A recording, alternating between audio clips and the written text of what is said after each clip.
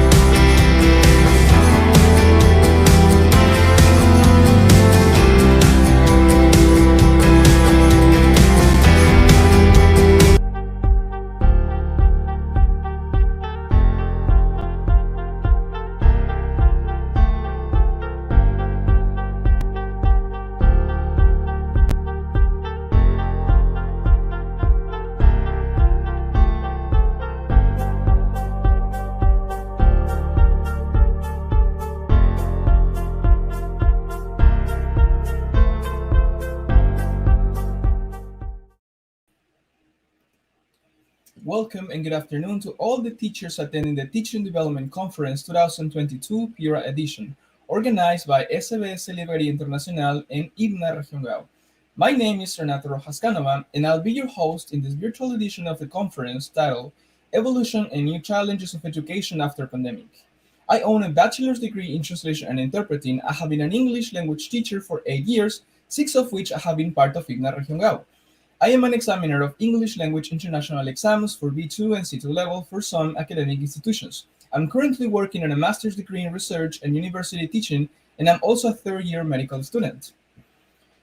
At SBS, we have this great opportunity to be in contact with the best publishers in the world, and this makes it possible for us to bring together in a single event some of the best international specialists representing their publishers and bringing with them knowledge that has been developed in different parts of the world, and to apply successfully in our English teaching here in our schools, cities, and countries.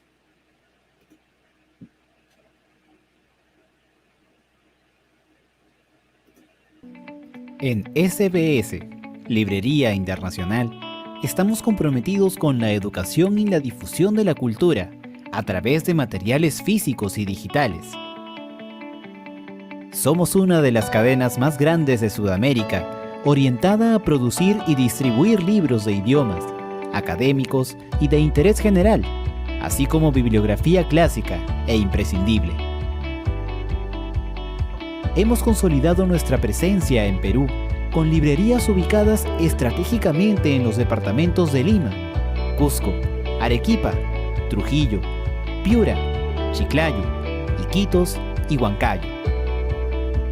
Además de una librería online, donde presentamos una gran variedad de títulos que podrás recibir desde la comodidad de tu hogar, gracias a nuestro servicio de delivery a nivel nacional. SBS Librería Internacional. Soluciones para quien enseña y para quien aprende.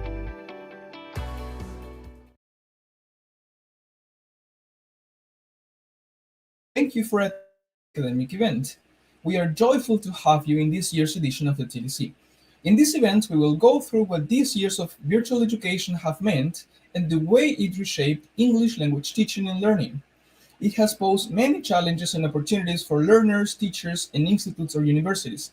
And the shift to online learning demanded that teachers and students adapt to virtual spaces and that they become more creative and more collaborative. Let's go, Tim.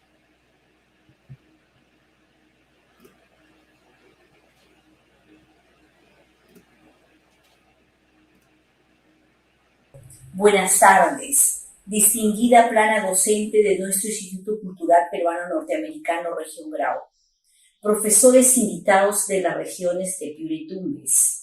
Para mí es muy grato darles una cálida bienvenida a la cuarta conferencia internacional académica organizada por Special Book Service y el Instituto Cultural Peruano Norteamericano Región Grau.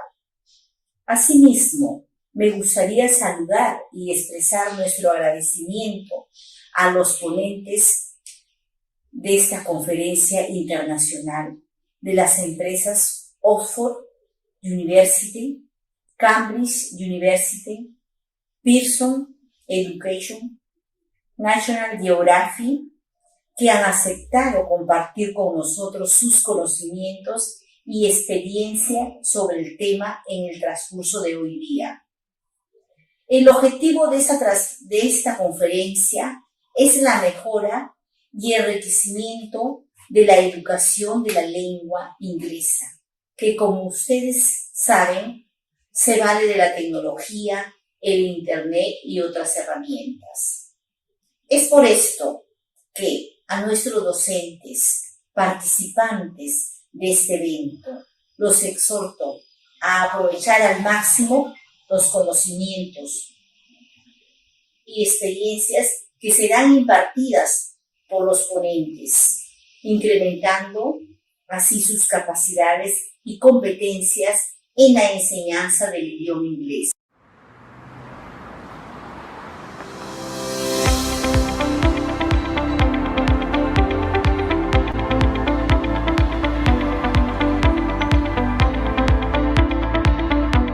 La Región Grau es un instituto dedicado a la enseñanza del inglés y a la difusión de las culturas peruana y americana desde hace 3 décadas. Cuenta con los mejores equipos humano y técnico. Desde el 1 de agosto de 1991, la Región Grau se ha convertido en un referente de la enseñanza del idioma inglés en los departamentos de Piura y Tumbes. Actualmente, nuestros estudiantes reciben sus clases en modalidad presencial, virtual e híbrida, donde se cuenta con 2 modernos edificios, además de 2 filiales en Sullana y Talara, grupos de estudio en Tumbes, Paita, Chulucanas y Sechura. Studying English at IBNA changed my life. You have done an amazing job. El mundo ha cambiado y hemos evolucionado brindando nuestro servicio bajo las 3 modalidades sin perder la calidad de enseñanza que nos caracteriza. Somos reconocidos como un American Space por el Departamento de Estado de los Estados Unidos. Tenemos el reconocimiento y respaldo de ABLA, Asociación de Centros Binacionales en Latinoamérica. La calidad de enseñanza es nuestra prioridad y nuestro compromiso es que aprendas el inglés en un entorno cultural, actual, dinámico y con muchos valores. El inglés es el único idioma que compartimos y donde concentramos todo nuestro esfuerzo para poder brindar las mejores clases. Como centro autorizado CAMLA de la Universidad de Michigan, certificamos el nivel de nuestros estudiantes internacionalmente de acuerdo al marco común europeo.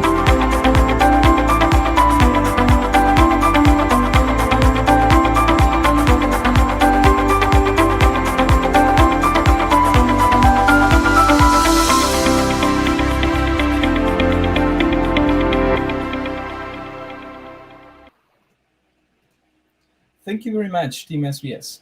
Now, I am going to talk about how certificates of attendance to this event will be issued. All registered participants of this event will receive a link at the end of the TDC. So they will be able to register their information again to ask for the certificate. The certificate will be awarded to participants who attend 75% of the conferences in this TDC Piura Edition. That is to say, at least 3 of the 4 conferences. If you haven't registered yet, do it now at the link you'll find in comments. Brigitte, now to start, I want to thank the publisher National Geographic Learning for participating in this event.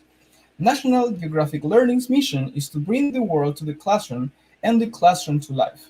With their English language programs, students learn about the world by experiencing it. Through their partnerships with National Geographic and TED, they develop the language and skills they need to be successful global citizens and leaders. So let's find out a bit more about Nat Geo Learning with this short video. Let's go, Tim.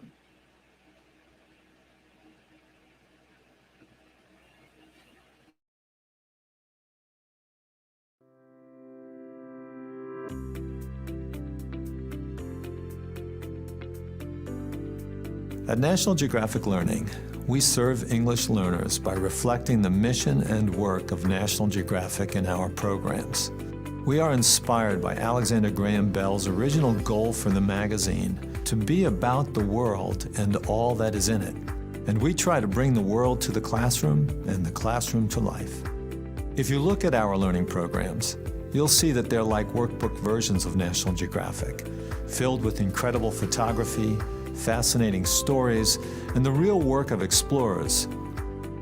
Explorers in particular resonate with learners because the explorers' search for knowledge and understanding is the very essence of education.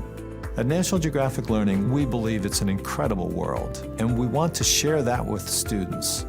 We want students to be filled with awe and curiosity by amazing photographs and stories of their world and all that is in it.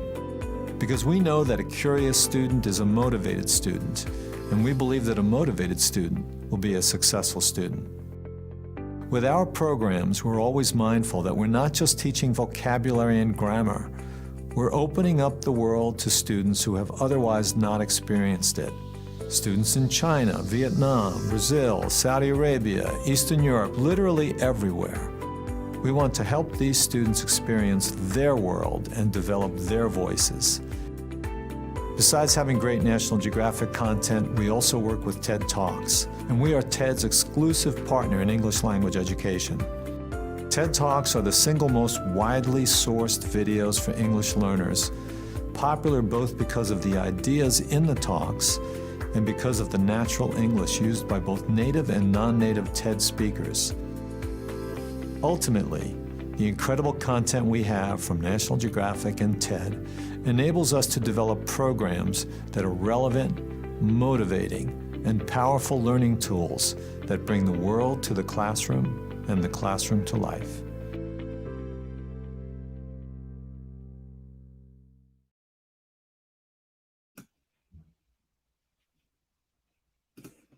So, with great pleasure, I'd like to introduce our first speaker of this afternoon, the renowned Maria Trapero, with the topic Active Learning, Methodologies to Make Teaching More Interactive, Involving, and More Meaningful.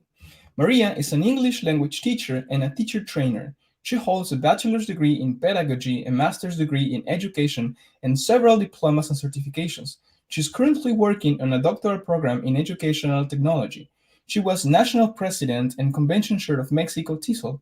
She is also a member of TESOL International and the Latin American TESOL Group. She was the ESL coordinator at a private school, the academic director of a language school, and a university professor. She is an examiner for international exams and an academic consultant for National Geographic Learning. Welcome to the TDC, Maria. Thank you very much. Thank you, everyone, for being here. It's an honor for me to be sharing this afternoon with you. And as you saw, the topic of my presentation is active learning, something that we all want to incorporate into our teaching practice every day, right? So let's start by sharing, yes, thank you, our presentation today, and by getting involved and participating because we want to experience some active learning too, all right? So let's talk about active learning. And this is what we're going to be doing today. We're going to address what active learning is all about and why it's important to use active learning. We are going to talk a little bit about ideas for successful implementation of active learning in our everyday classes. And we are also going to address some challenges. And towards the end of this presentation, I'm also going to share a few ideas of how to incorporate active learning using your textbooks. All right, so here we go. And the first thing that I would like to do is your active participation. Please scan this QR code or go to menti.com and use that number code, or use the link that is being shared with you in this moment. There is a link that is going to be shared with you right now, and hopefully you're going to be able to access.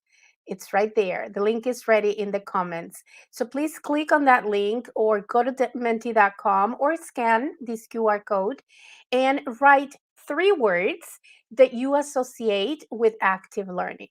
Okay? What words come to your mind when you think about active learning? And just write them down. You can participate more than once if you want. If more than 3 words come to mind, well, you can share more than 3 words. Okay, go ahead and write those 3 words. Again, you can use the QR code on the screen, or you can go to menti.com and use that number code on the screen, the one in yellow, and also, or use the link in the comments. Okay, so please write those 3 words that come to mind when when you think about active learning. All right. Thank you. All right. So let's go to Menti and see your answers. Let's check the answers that we are already getting. Thank you so much. Right. Look, it's really moving. This is a word cloud, a very interactive word cloud that is taking form thanks to all of your participation and active engagement in this activity. Thank you so much. And as you can see, there are some keywords that are already popping up, right? There are some words that are being repeated by many of you. And some of those, and one in particular, is participation. Students' participation in class, it's essential in active learning. Students' engagement in class is essential in active learning. And of course, there needs to be some motivation, right, for them to be engaged. Engagement is another one of the big words right here, right? And we also have fun, innovation, interaction, dynamic, getting involved, developing critical thinking, okay? Again, engagement. Look, it's really changing. Feedback. All right. There are a lot of important words here there are so many now that it's kind of difficult to read because of they are so small. But if you take a screenshot, I'm sure you will be able to save it. But as you can see, participation, motivation, innovation, engagement, getting involved, critical thinking, and speaking, it's another one. Those are the keywords. All right. So thank you. Let's go back to our presentation.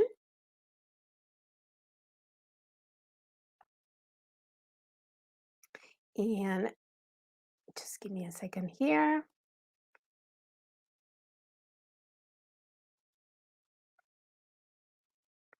Here we go. All right. So let's continue with our presentation here. And we're going to define what active learning is. You already said it with all those beautiful words that you shared in the previous activity. Teaching methods and strategies that involve students' participation, keyword again, and engagement with the material in a meaningful way during class time. Okay, so these are keywords that we are identifying already. Teaching methods. When we say teaching, it means that it depends a lot on the teacher and what you're going to do to create this environment for students to be able to participate. So it has to do with what we do, right? And then with what students do when they get involved, when they participate, when they are engaged. And also, it has to do with a meaningful interaction with materials, with resources, with the content, etc. Okay, and those are the keywords that you already mentioned. Thank you for that. And then let's talk about what active learning is. Let's talk about 3 very essential ideas here.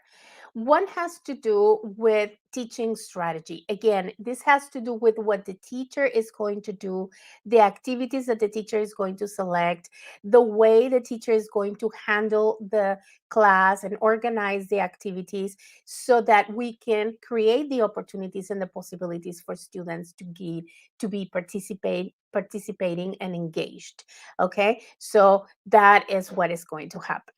Another thing that it's important in active learning is that students are either going to be working together.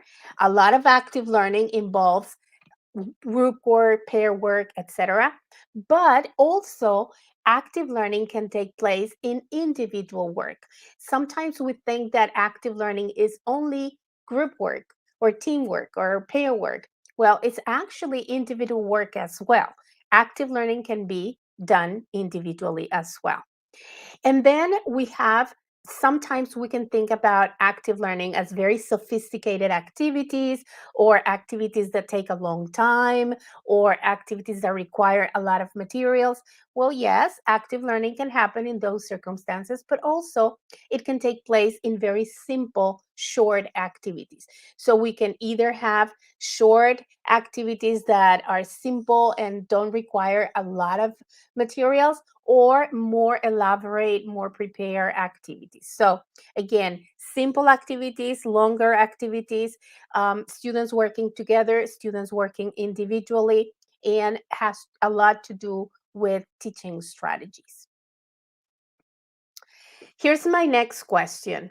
And why are we going to use active learning? Why is it important to use active learning? So again, here is a QR code that you can scan, or you can go to menti.com and introduce that number code, or in the chat, we're going to share a link that you can follow for this second question. In this case, it's not just words, it's a short answer. Okay, so let's see if we have that link in the chat already, or you can scan there it is. It's ready for you to follow it. Just click on it, or you can scan the QR code, or you can go to menti.com and introduce that number. It's not words now, it's a short answer. Okay, so why use active learning? Why do you think it's important to use active learning? All right, so let's see. We can start. We can give you a minute here so that you can write your answer. And in a minute, we're going to go to Menti and check some of those answers already. Okay.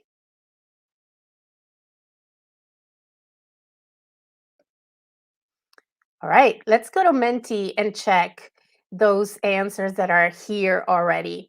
All right, to engage the students into learning the language in a fun, interactive, and meaningful way so that they can remember and use it in their lives. This is very, very important because we want our students to experience learning and language in general, but we want them to learn it so that they can use it in their real life, right?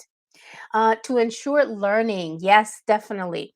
To learn a lot, to push students to use and employ all topics they have learned in a real context. Again, real life, real context. Yes, we want them to learn, but that we want them to transfer that new knowledge to the real lives, to the situations that they experience in real life. To engage students and make the class fun, for a memorable experience, to ensure comprehension, to improve their understanding, to keep students engaged and involved in their learning, for a meaningful teaching and better students. Okay, let's see. Here we go.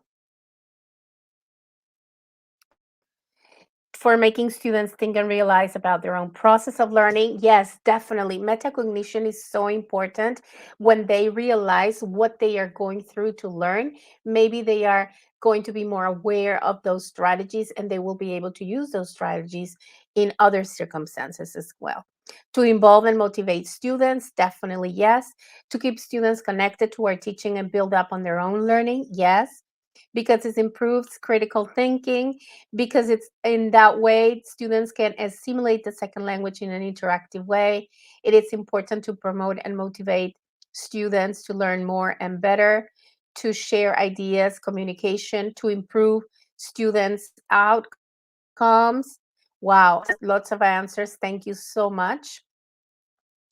And here we have to motivate students and encourage them to participate in class, to have a real learning procedure. We learn by doing, not only by being told. That's it's so true. Students learn by doing. So whenever we have an active learning opportunity, students are going to learn in a better way, because it's important to interact with students, to improve students' knowledge, to promote creativity. So important. Remember, creativity is at the top of the learning pyramid. And when we use active learning, we are creating the opportunities for students to achieve all the different levels of learning, to pull students out of their comfort zones. Very true. I use active learning to be in touch with my students in every moment of the learning and teaching process, definitely. To promote creativity again, and teachers are facilitators, and students actively learn in a friendly environment. Thank you so much for all of these wonderful answers. Definitely, those are the reasons why active learning is so important. Okay, let's go back to our presentation so that we can continue with these ideas. So here I have a few other ideas that most of you have already mentioned these things. And some of the benefits to using active learning, it's because we can improve critical thinking. You already mentioned that. We can increase retention and transfer of new information. You already mentioned that as well. We increase motivation. We can improve interpersonal skills, especially for students that are have a difficulty with interpersonal interaction. Well, we can help them develop interpersonal skills within the classroom, and also to decrease course failure. The more active learning experiences they have, the better results they're going to get. Okay. We have hands-on, integrative, and collaborative active learning experience that are going to lead to high levels of students' achievement, and also personal development, because students are not only going to be developing the knowledge that or the competencies of the class, like the vocabulary or the grammar or the listening, speaking, reading, and writing, which are the basic skills of the language, but also some personal skills, right? Like interpersonal, like communication, like values like respect, tolerance, etc. So that's why we are going to promote not only students' achievement of the class, but also personal development. And there is a connection between active learning and emotional states. And this is very interesting. Active learning can affect positively students' motivation, and motivation has a very high impact on memory, on attention, on results, etc. So when we use active learning activities or situations, etc., we are promoting that. Okay, so a lot of benefits, right, from using active learning. All right, so how to successfully implement um, active learning? Well, we can choose meaningful activities and questions. We can explain the rationale to our students. We can develop a facilitation approach, and we can gather and record feedback, which is really, really important. And let's talk about each of these ideas here. The first one, choose meaningful activities or questions. This is one of the most important active aspects of active learning. When we choose the activities, when we choose the questions that we're going to be working with, we are helping and providing our students with the context and the perfect situation for for what it's going to come next. All right. So that's why it's very important to ask ourselves, what are the most important things students are supposed to be learning in this class session? What are the objectives of the class? What am I supposed to be achieving? And this is something that we should always keep in mind, because if we lose the perspective of what the objective of the class really is, we may have a lot of fun in class and we may develop other things, but remember, we always have to keep in mind what is the objective of that particular class. All right. Then we also have to think about the difficulties that our students commonly have when we are connecting with the topic or when we are trying to achieve this particular objective. So it is important to think ahead of the difficulties that they may encounter and try to prevent them from happening, right? Maybe by giving a better explanation or examples, or by providing a specific resource or material. We're going to help our students solve those problems ahead of time, right? And finally, what kind of practice can students do that will help them prepare for an upcoming assignment or assessment? So for example, if you are planning a specific activity in class, maybe you can assign for homework to read something or to watch a video or to answer some questions or to bring some specific material so that they are prepared for whatever activity you're going to do in class. All right. So these are questions that we should ask ourselves ahead of time. And then once we are doing the activity, we need to develop a facilitation approach. We need to create the conditions for the active learning to take place, right? We have to establish the context in which we're going to be working, the type of interaction that our students are expected to have. Like, are they going to work individually first, and then they are going to go into pairs, and then they are going to go into group work? That it's the process that we can follow. For example, what are they going to work? What are they going to do by themselves in individual work? And then that is going to be what they are going to bring into the pair or the group. And then how are we going to keep students on task, right? Maybe by monitoring their work, maybe by asking some specific questions, etc. And then how are we going to wrap the activity so that we make sure that the goals have been achieved? And finally, it's start how you wish to continue. This is something interesting.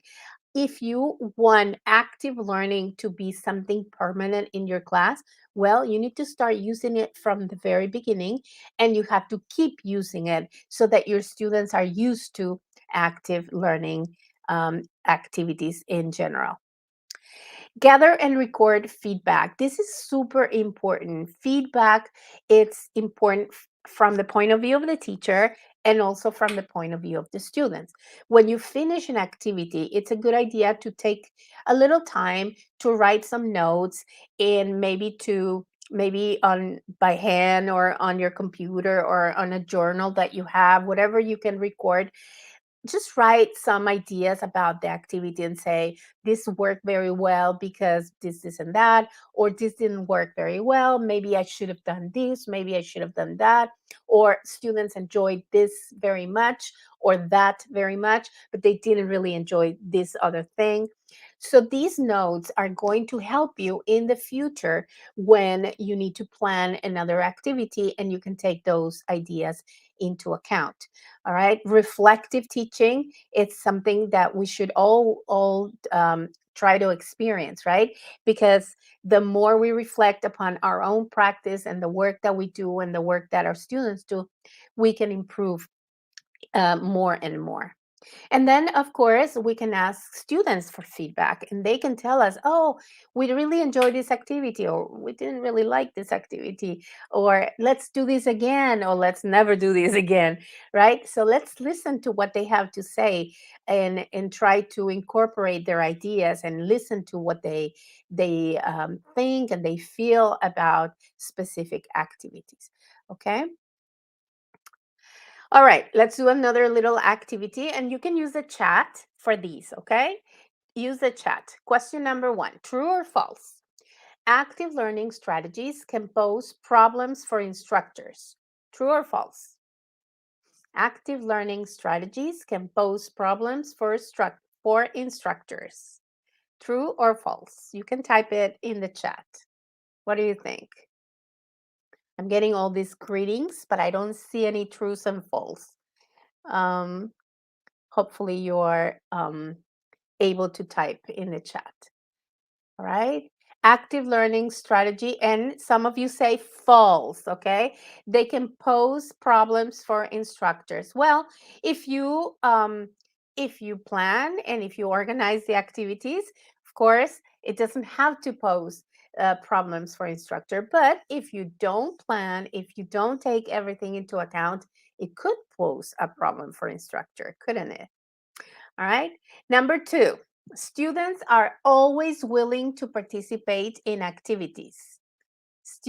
Number 2, students are always willing to participate in activities. And you say false. They're not always willing. All right. So sometimes they don't want to participate. And Monica says false with capital letters. I agree. Number 3, activities take a lot of time to plan and implement. Number 3, activities take a lot of time to plan and implement. And I can see some falses, maybes, maybe true, depends on the age. Okay, definitely, they can take some time to plan, but if we organize ourselves and if we do what we're supposed to do, they don't have to take so much time, right? And some of you said, for me it's false, but for some people could be true. Okay, number 4, the classroom can become a chaos when we do activities. Classroom can become a chaos when we do activities. And somebody says, yes, it's true. True. Especially if they are standing up and moving around and they are moving their chairs and their desks and they are posting things or they're working on the floor, etc. Sometimes it can seem like a chaos, but if it's an organized chaos, if it's a good positive chaos, well, maybe let's have some chaos in our classes, right? And yes, definitely we need to organize. And number 5, sometimes students don't want to work in pairs or teams. Sometimes students don't want to work in pairs or teams. What do you think? Is that true or false? Sometimes students don't want to work in pairs or teams. And I don't see any answers. It's true. So some of you are saying that it's true. They sometimes don't want to work in pairs or teams, and I definitely agree with you. And the last one, number 6, the classroom provides the perfect space for interaction. The classroom provides the perfect space for interaction. True. Some of you said depends. Okay. True. Somebody says false. It's not the perfect place for interaction. It depends, right? Depends on how you organize it. It can be the perfect space or it can be the worst space for interaction. It depends on many different things. So let's go and analyze. Thank you for your answers. Thank you for participating so actively in the chat. Thank you very much. So let's talk about some challenges. Some challenges that we can have when implementing active learning is, number 1, students are resistant to engaging in the activities. Okay, they might not want to work. They might not want to participate. Challenge number 2 is that sometimes activities can take too much time. Yes, and some of you already mentioned it. And challenge number 3, students don't want to work together. This is definitely something that can happen in our classroom, and our students don't really want to participate. Let's talk about how we can address these challenges. Okay. Challenge number one, students are resistant to engaging in activity. And some of you said it depends on motivation. Yes, motivation plays a very important role here. Something that you can do to engage your students and to um, avoid resistance is that active learning becomes part of your class all the time, right? When you are doing things in a certain way and all of a sudden you want to incorporate active learning, well, they may be resistant. They may not want to change the pace. They may not want to do something different because sometimes students like to do things the way they are used to, right? But if you incorporate active learning from the very beginning, well, they are going to be used to active learning activities, right? They're going to be used to pair work and teamwork and interacting with materials, etc. So it is important to use active learning frequently so that they are used to that, and it's not going to be something different or new. It will be something that they are used to doing. Also, it is important to have a variety of activities. If you always do the same thing, even though it is active learning, it may become boring, or it may be, that's what we do all the time. So variation, variety, it's important. So bring different activities, different resources, different materials so that they have that motivation going on, right?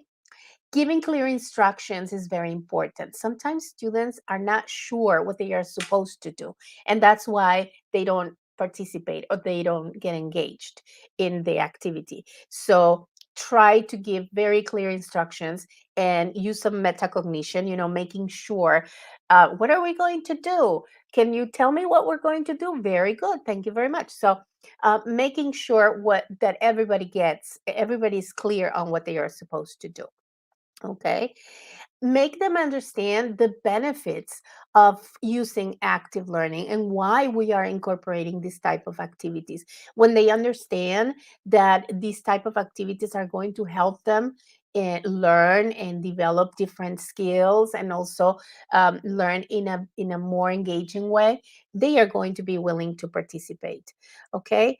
And be committed. Okay. If something doesn't work, don't give up. Try something different, and maybe the next idea will work better.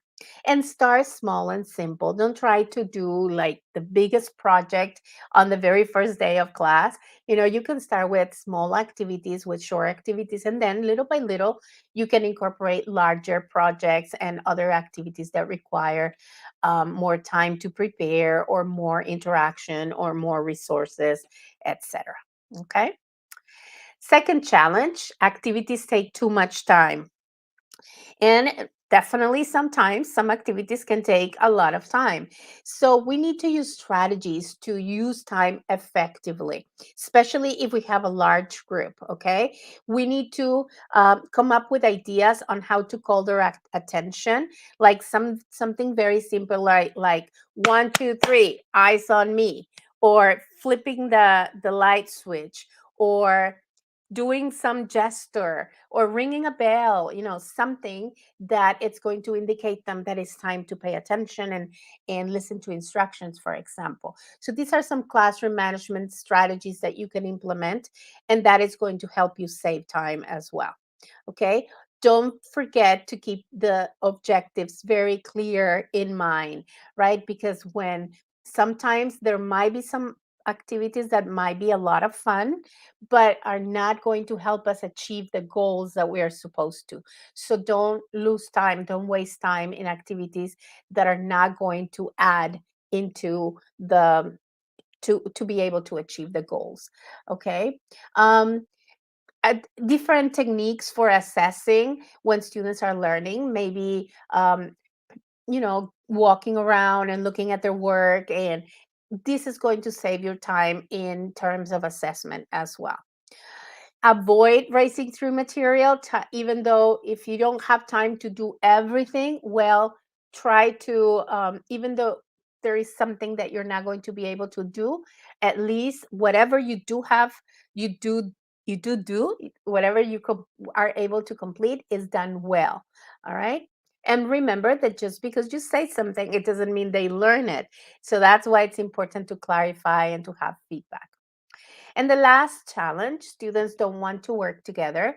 Well, as part of our activity instructions, we can tell our students that, for example, when they get together, the first thing that they're going to do is they're going to introduce themselves. For example, if the students already know each other, you can tell them, okay, you're going to get together in teams, and the first instruction is talk about what you had for breakfast today.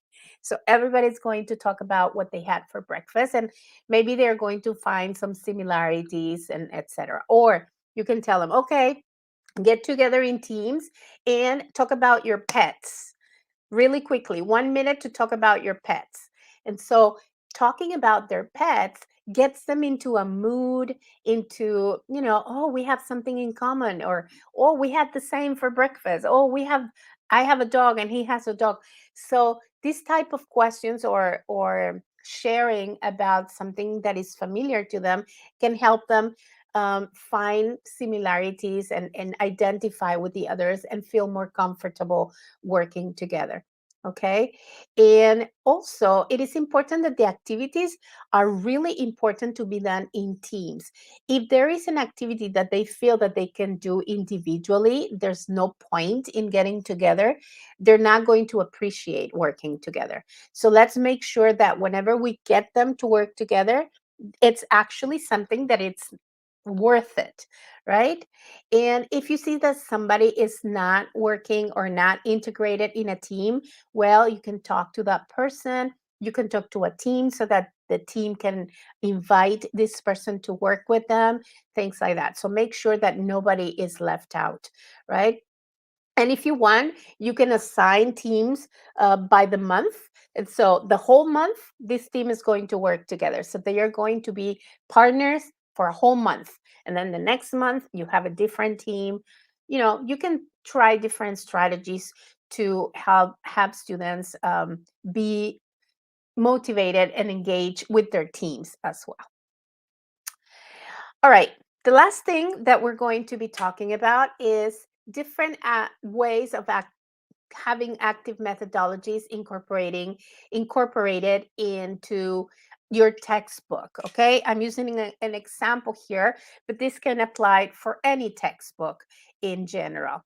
So for example, something that you can do with your units is that you can reorder the lessons.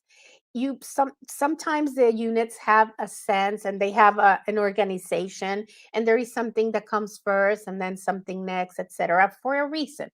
But sometimes it's a good idea to reorder things. You can start with lesson 2 and then go back to lesson 1, or within the lesson you can start with exercise C and then go back to exercise A. See, so reordering the lesson can be motivating for your students. Be selective. Sometimes we don't have time to do everything in a lesson or a unit. And sometimes it's important to be able to decide when something is not going to be done, or something is going to be done in class, or something can be done for homework, etc. Adapt, exploit, and extend. You can adapt the different activities, the different resources, the different materials, and you can also extend and use it, exploit it, use it in the best way possible, right? For example, if it's a reading activity, you can transform it into a writing activity as well. If it's a listening activity, then it can become a speaking activity. So there are different ways in which you can organize it like that. Okay. You can also work with your books closed. Sometimes we feel that the book has to be open at all times and that we need to be working on the book all the time. Well, not necessarily. Sometimes the teacher can project the book maybe, or the teacher can guide the activity, and then later on they can just go and fill the activity, but they don't have to be working on the book all the time. Make it personal. When we personalize the activities, for the things that they like and they enjoy, it is important for us to know our students. And if we know that they like a particular topic, well, we can adapt our exercises and activities to that.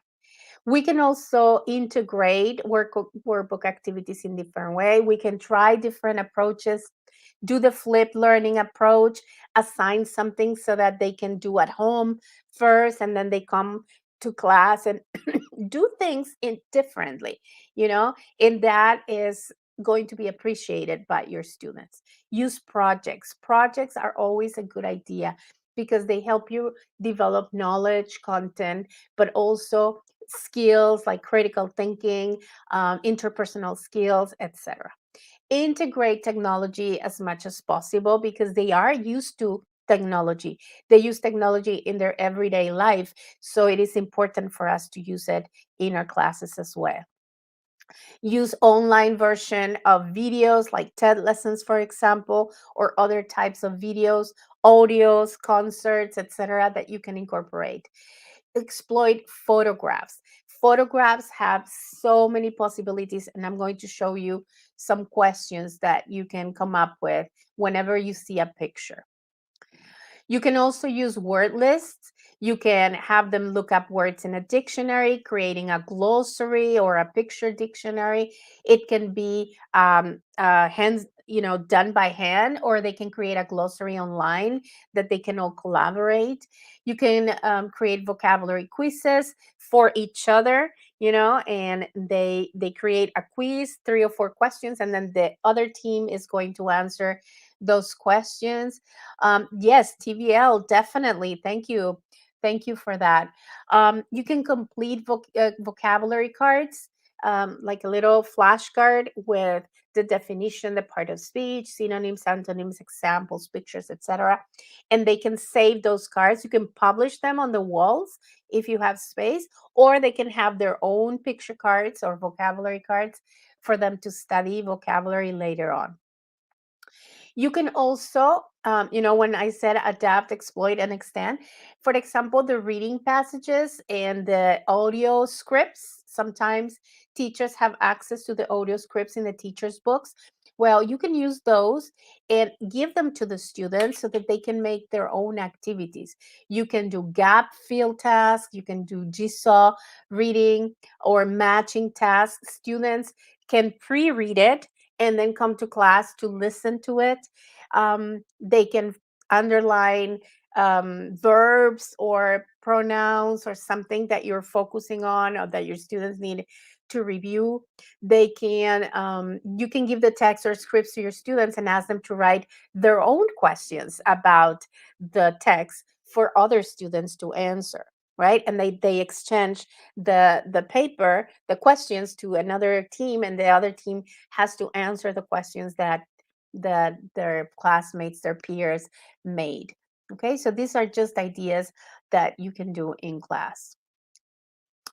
And when you look at a picture, for example, this is a picture that it's you can find in a book. You can start asking questions to them, and there are different types of questions that you can ask. Okay, there are questions that have to do with the picture itself and what you see in the picture, etc. Questions related to what would you do, what do you think it will be different, etc. Let me show you the type of questions that you can ask. For example, keep this picture in mind, and now look at, I don't know if you can see, this is very small, but how does the image make you feel? Why does it make you feel this way? What other images come to mind when you see it? These are some type of questions that have to do with the affective or the perception of the students towards the picture. Other types of questions have to do with the composition of the picture, the structure of the picture, like what elements can you see in the background? How is the image frame or composed? What do you think lies beyond the frame, etc. Or there can be pictures related to more ideological or more critical critical thinking, like what message does the image transmit? Who created it? Okay. In what forms of media will the image be seen? So if we go back to the picture and see, you can ask so many different questions, right? Questions really matter. So your students can reflect on a particular picture from many different perspectives. So there are many different types of questions that you can ask. Okay, so these are just some ideas on how to implement active learning using the textbooks and the resources from the teacher's books, for example, that are available to you. All right, well, thank you very much. We are ready for a couple of questions, I think. And let's see if we have some questions in the chat.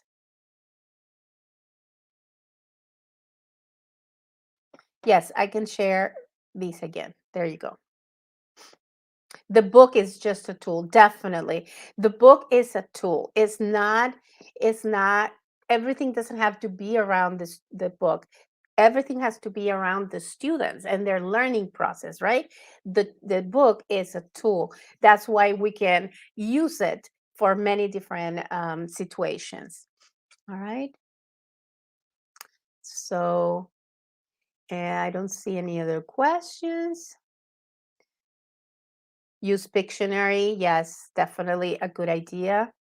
Christian, I work for a school which works under the functional notional. Is a project-based learning better? There are so many different approaches to teaching and learning, and they all have good things, and they all have some challenges as well. So I am sure that active learning can be implemented in different contexts and with other methodologies. Okay, active learning is not exclusive to one specific methodology. Active learning can take place in many different circumstances. So I'm sure that within the approach that your school is using, you will be able to implement some active learning um, strategies. Okay.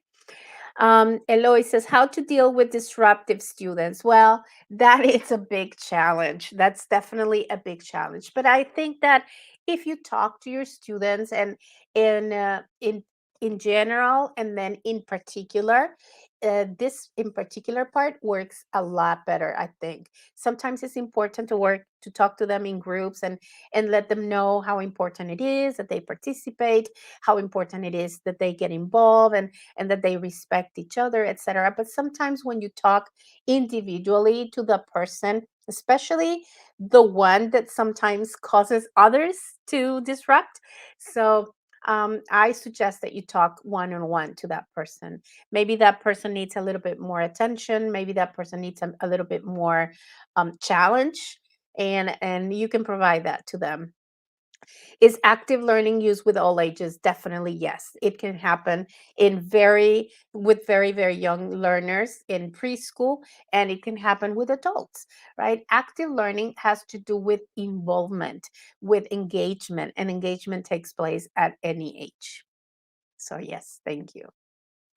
How to make the students speak in English if they are really afraid of making mistakes? Well, we need to create a safe environment for them. If they are afraid to speak because their classmates are going to laugh at them or make fun of them or bully them, well, of course, they're not going to feel comfortable speaking or talking in class. But if we create a safe environment, if we make sure that everybody understands that making mistakes is part of the learning process and you appreciate mistakes. I always thank my students when they make mistakes because I'd say, oh, thank you for giving me the opportunity to clarify this. Oh, thank you for helping everybody understand this. So welcoming mistakes, welcoming these mistakes in class is going to create a safer environment for them, and they are going to uh, speak even though they make mistakes, because mistakes are welcome. All right. I think that's it. We don't have time for more questions. I hope at least we have that little seed of active learning, and we have a few ideas for our classes that you can implement right away. All right? Thank you very much. It's been a pleasure sharing this afternoon with you. And thank you very much, Maria, for your remarkable presentation. Very well, to continue, we welcome and thank Oxford University Press for its participation in this new TDC 2022 Piura Edition. Oxford University Press is part of one of the greatest universities in the world, and everything they do furthers the University of Oxford's objective of excellence in research, scholarship, and education by publishing worldwide. That's why they invest back into education and research and champion a love of learning. They are the world's largest university press with the widest global presence. Their products are sold in around 200 countries and regions, in more than 85 languages, and they publish over 2,500 titles per year. During their 500-year history, they have evolved the development and delivery of a world-class content, working with educators and scholarly community to find new ways to make information accessible. To get to know a bit more about Oxford University's Press, let's watch this video. Let's go, Tim. Learning underpin the progress we make as individuals and as a society. When we know more, we can solve new problems and explore fresh possibilities. For hundreds of years, Oxford University Press has been committed to sharing the best in human thinking. From a child reading their very first words to a researcher expanding the frontiers of their field, we passionately believe in the transformative power of knowledge and learning to inspire progress and realize human potential. But the world is changing. When all information is at our fingertips, data needs understanding. As content crowds every screen, ideas need space to breathe. And when the next great thinker can come from anywhere, they need to be seen. So Oxford University Press is changing too.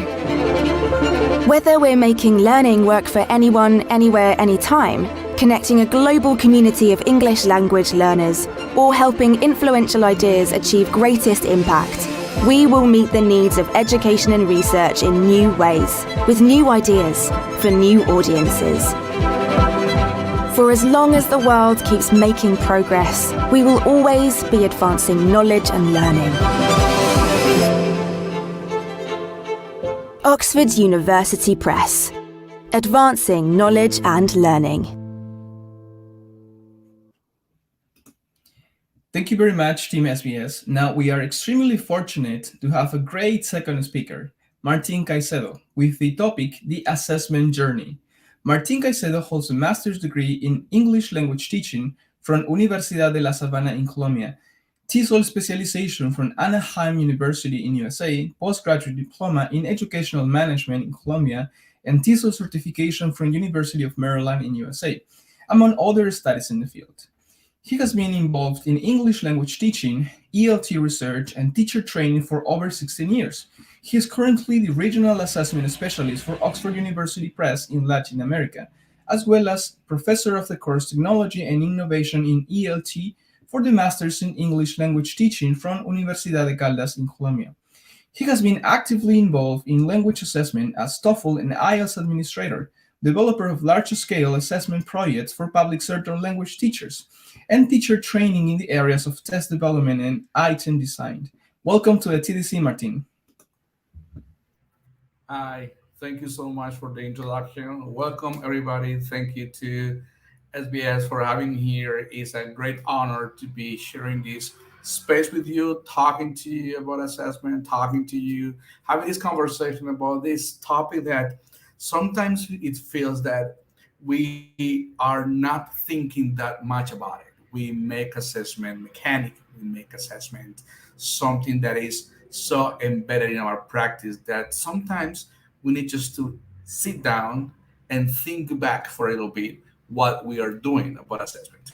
Now, when we're talking about assessment, there are many factors involved. There are many aspects that we need to consider.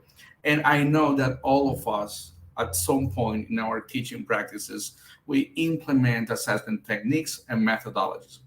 But I wonder how many times or how much portion of your time, of your teaching time, do you sit down and dedicate to reflect on the assessment, to reflect on the teaching, to reflect on the test that you're designing, to reflect about the process, to think about the quality, the aspects, the fundamentals, what is underpinning the whole assessment system that you have. Have you ever had the time to just not go over contents and creating tests, but also thinking, what is the journey that my students go through when we are applying or implementing assessment in our classroom? And that's my purpose today. More than teaching you something, it's just to share with you ideas, is to refresh, to brush up, to revisit concepts and applications of assessment that I'm pretty sure that you do it on a daily basis. But for some reason or another, we just miss the time to just sit down and reflect. So my expectation is that after this small time that we spend together, small period of time that we spend together, you go to your classrooms, you go home, and then think, okay, now I have a test. What do we do with it? And that's what it goes with the assessment journey. Assessment journey refers to that path that our students go through when they are learning, and as a teachers we facilitate. But of course, in order for us to talk about assessment, we need to review some concepts. And one more time, I'm pretty sure that these concepts, we all know them, but maybe we need just to reflect a little bit more. So, concepts, different types of assessment. This is one topic that maybe we do this automatically, and we need to remind ourselves that there are different types of assessments, different types of tools, different types of structures and methodologies. So in the main categories, in ELT and in education in general, the types of assessment can be divided into these 6 categories: diagnostic assessment, formative assessment, summative assessment, evaluative assessment, non-reference assessment, criterion referenced. I want to read in the chat right here.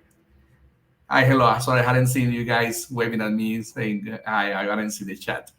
Now, tell me, have you heard about these 6 terms? And is there one that you haven't?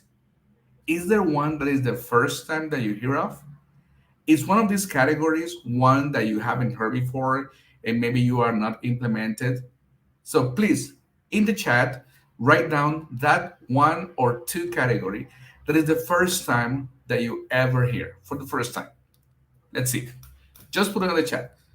In my case, the first time I hear about this one, about diagnostic, about formative, about summative. So in the chat, just write down what is, out of these 6 categories, one that is the first time you hear.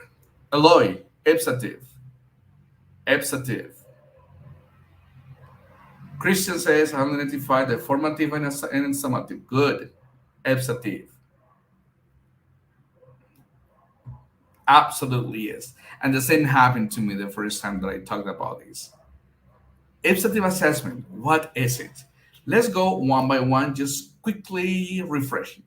So, diagnostic assessment are those tests, those instances that we use to do exactly that, to diagnose where my students are at, what they know, what they don't know, and what is it where they need to reinforce. We do this on a daily basis when we do it in a formal way, when we do tests, when we apply some grammar tests or placements, for example. And although placements is just to locate a person in a specific course, but some placement can be used as diagnostic, as that information. We do it in an informal way when I talk to students, when I just by conversation, I actually identify where they are at, what they need. So that diagnosis that we do all the time. That's number 1. Formative assessment and summative assessment. I'm going to talk about these 2 with an analogy. Think about a restaurant chef, right? Think about a restaurant. So, formative assessment, let's equate it to when the chef is cooking our meal. So this chef is cooking and tasting, making sure that the ingredients are right, making sure that the portions are right, that the combination of the flavors, the taste are right. So this is the process in which the chef is cooking and trying and see what is needed. They see what is it, a little bit more pepper, a little bit more salt. What is it that what they need? That is the formative assessment. Going through the process is an ongoing process, an ongoing assessment. Summative assessment is when this meal is taken to our table and we give the final result and we say, yes, we like it, or no, we didn't like it. So a summative assessment takes into consideration the result of the process, whereas formative assessment takes into consideration the process itself.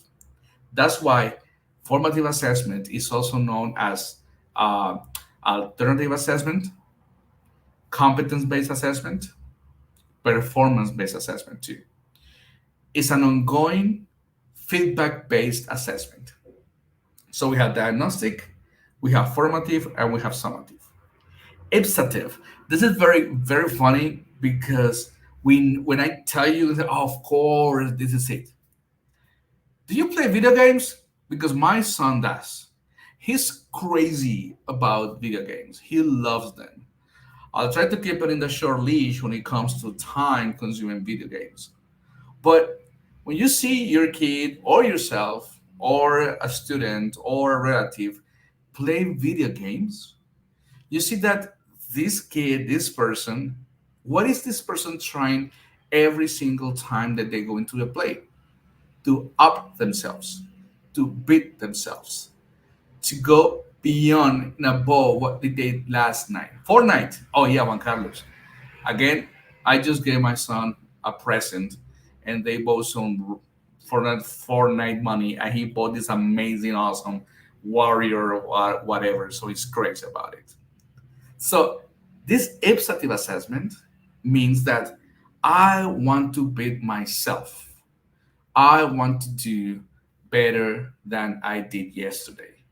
My score, I want to beat my yesterday's score. That is ipsative assessment. And we have this embedded into gamification. When we use gamification concepts for teaching, learning, and assessment, ipsative is a transversal element that we embed in our process. So that is ipsative. What is norm-referenced assessment? I don't know about your schools, but in the States, many schools have this special, it's not a special, it's a structure of assessment in which what they do is to statistically analyze data for each one of the cohorts. So for example, you have a group, you are a teacher, and for this particular group, let's say fall semester, the lowest grade was 1, and the highest grade from 1 to 5 was a 4.5. So you know they take an average, and this average that goes in this bell shape in which we have on the sides the highest score and the lowest score, and in the middle we have the mean, the average, where most of the grades are concentrated. So norm-reference means that this teacher grades on the curve. This teacher means that it's not that there's a set criteria to score, but depending of the scoring of the students for that specific group is the passing or failing grade. So a teacher can say, look, this for me, it has to be only pass the one that are above 65% or 60%. Not a grade, but a percentage, because the grades change from one cohort to the other. And criterion reference is a schema that we use the most in our region in Latin America, which is we have a criteria and we score against that criteria. In our case, in English language teaching, it's quite common to use the Common European Framework for Reference. Now, I know that we have teachers that say, well, how much reliable and suitable for my context is. And I see here a person that was saying hi from Cuba, I believe. Greetings from Cuba. Y Alfonso, welcome. And during my throughout my job in Oxford University Press, I have to travel Central and South America talking about assessment, talking about our solutions for assessment. And I get to learn a lot. And in Central America, they have this very clear influence on Americans and United States education and schooling system. So they don't much have adopted the Common European framework worldwide. I'm sorry, regional wide. So you can see in some countries they use their own standards, thinking about aspects such as Common Core in the States or a different standard. But in South America, most in South America, we have adopted the Common European Framework as our reference. And that is how we design our courses, where what we use as publishers, when we publish our books, we use the Common European Framework. Assessments have been aligned to the Common European Framework because that has become exactly that, the standard. So, not for you to answer, but as we go along my slides, think about what is it what you use in your classes. Do you use only one? Do you use a different combination? Do you use only formative assessment? Do you use formative and summative? Do you use only summative? Do you use criterion reference? That's important so that you can start reflecting around the role of assessment in your classroom. Another important concept that we need to have clear is the difference between testing versus assessment. So, testing is a product, and assessment is the procedure, is the process. So, for example, when we normally interchange or use interchangeably testing and assessment, but not quite.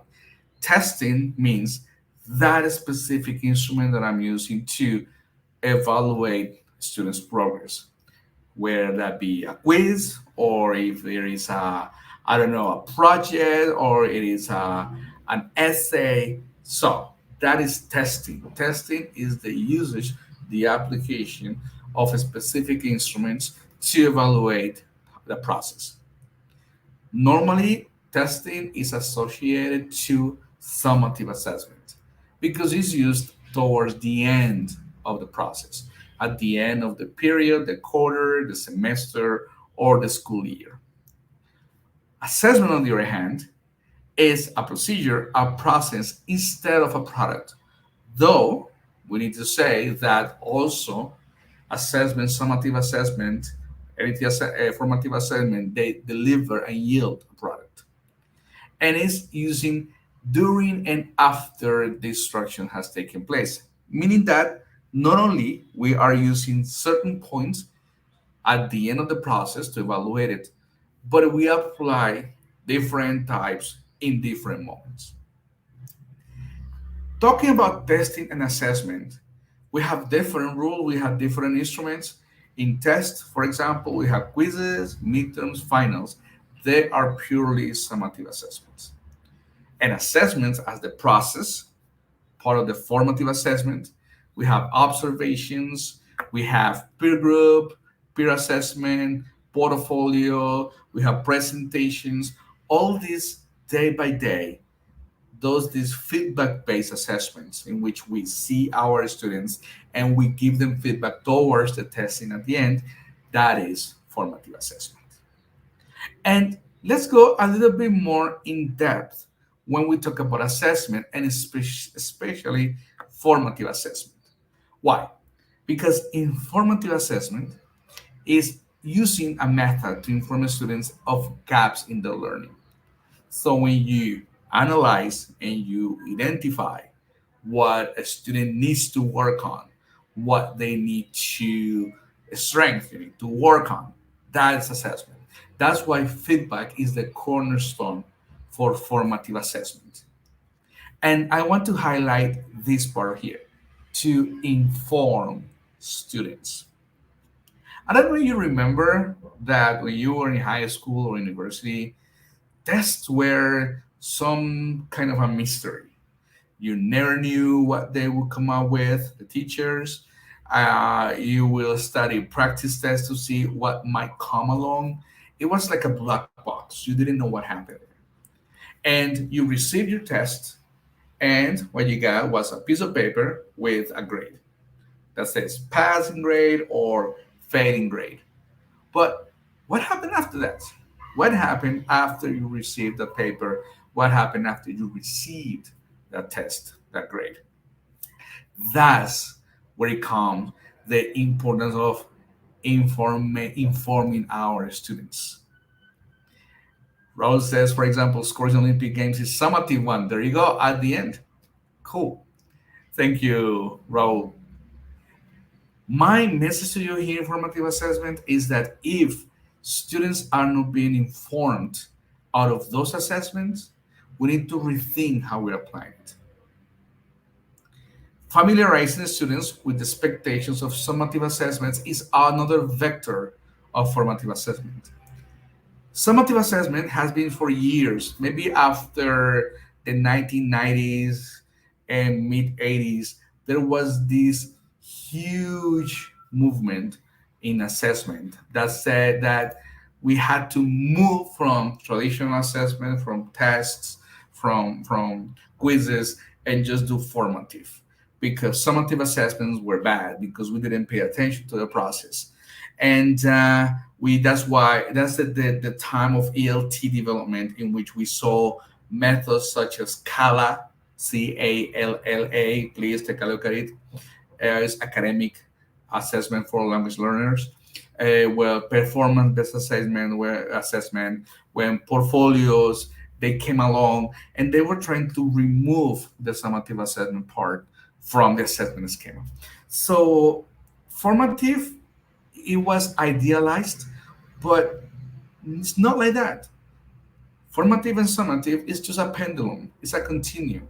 We move from one side to another, and we need to figure out the ways in which we can use one in benefit on the other one. So summative and formative assessments go hand to hand. What type of assessments are you using though? Are you using just summative or just formative? And if you're using formative assessment, you can use them to familiarize the students with the expectations of summative assessment. Because remember that when we talk about formative and we're talking about the process, we're going to be talking about design assessment that has to do with rubbers. We're going to get there in a moment. And finally, another concept for formative assessment has to do with providing feedback that guides the direction of a student's learning. So let's go back to the example in which we received a piece of paper. And then what? What did that grade mean? What do I do with it as a teacher, as a student? I'm sorry. What do I do with it? Nice, I passed, I failed, and that's it? Back in 2016, we ran an experiment with a group of teachers, part of a master's degree that I was part of. And we had a control group and a subject group. Yes, an experimental group. What we did is that we divided our class. We have 40 students. It was a public school, so imagine 40 students. And we had 20 students. They both had the same test in terms of contents. Same test, same structure, both groups. This control group, they had the same test that we had been using for many years. It hadn't changed at all. The other group, they received the test, yes, the same, but at the end, we gave them an answer key. So when they received the test, what they could see is, yes, their grades, and at the end, right answers, wrong answers, and what did those answers point to? It means what topic. So students, what they did is to take a look at the exam, go to the answer key, and then identify the areas. For instance, questions 1, 3, and 5 had to do with the past participle. So they could see in the test, as part of the answer key, they could see, oh, all right, I had to check this, and this part. And inside the key, they also knew what resources they had to go in order to improve those areas that they didn't improve it. We repeat the experiment 2 months after, 3 months after, because we have quarters here in Colombia. And the difference in the grades from the control group versus the experimental group was that of 37% higher grades than the control group. So 37% might not be much, but it shows us something. It really shows us that there is something there. There is something that we can use in order to make our test our summative test, formative in nature, and with a strong feedback content. So I want to encourage you to try new things, to try new alternatives to see assessments, and try to figure out how we can make assessment more student-oriented. And of course, if we're talking about assessments and we're talking about objectives, this is our line. Our journey is precisely that. Is using those assessments, using those tests in order to check if we have achieved the learning objectives. And we're going to be talking about that in a minute too. Because as I said at the beginning, we have assessment, formative, but we need to think about them as a whole process in which we have summative assessment, formative assessment, and when we combine them both, we have the 360-degree assessment, language learning assessment. That takes into consideration those steps in the process, but also it takes into consideration the final result of the teaching. Because let's be honest and let's be realistic. We can romanticize whatever we want about our education and how we teach. But at the end of the day, our students, our parents, the stakeholders, our coordinators, our bosses, our principals are going to be asking us for results. And the only way for us to deliver results is telling them, this is where we were going, and this is how far we got. We need to show results. So we need to think that no matter what type of approach I use in assessment, I have to make it so that the results can be seen in the competencies that have been acquired by my students, but in the wider framework of what is it, what I need to show and demonstrate. Good. Now, I also like to take some time for us to reflect about some principles when we talk about assessment and testing. And again, this more than teaching you something, it's just sharing with you ideas, sharing with you some concepts, sharing with you some food for thought that I want you to just go home, go to your classrooms and reflect a little bit. Okay, maybe this makes sense. Maybe this doesn't. So I have heard many premises, and I have heard, I don't know how many myths and how many truths and falses are an assessment. And I have picked 3 that are the ones that I like the most to talk about, discuss. And one is, assessment will hardly be easy or anxiety-free for the students. The process of assessment is the mechanism which carries out a judgment. A judgment cannot be made within a vacuum. Therefore, points of comparison are necessary and in constant interplay. What do I mean by that? That I have met many colleagues that say that we need to make assessment free of anxiety. We need to make assessment accessible. We need to make assessment enjoyable. Yes, I do agree. Of course, I agree. I think that assessment should be done in such an organic way that the students, they wouldn't even know that they're being assessed. But at some point, they will realize, and the older they get, the more aware they will be regarding assessment and the expectations that the school, the teachers, the parents we have regarding assessment.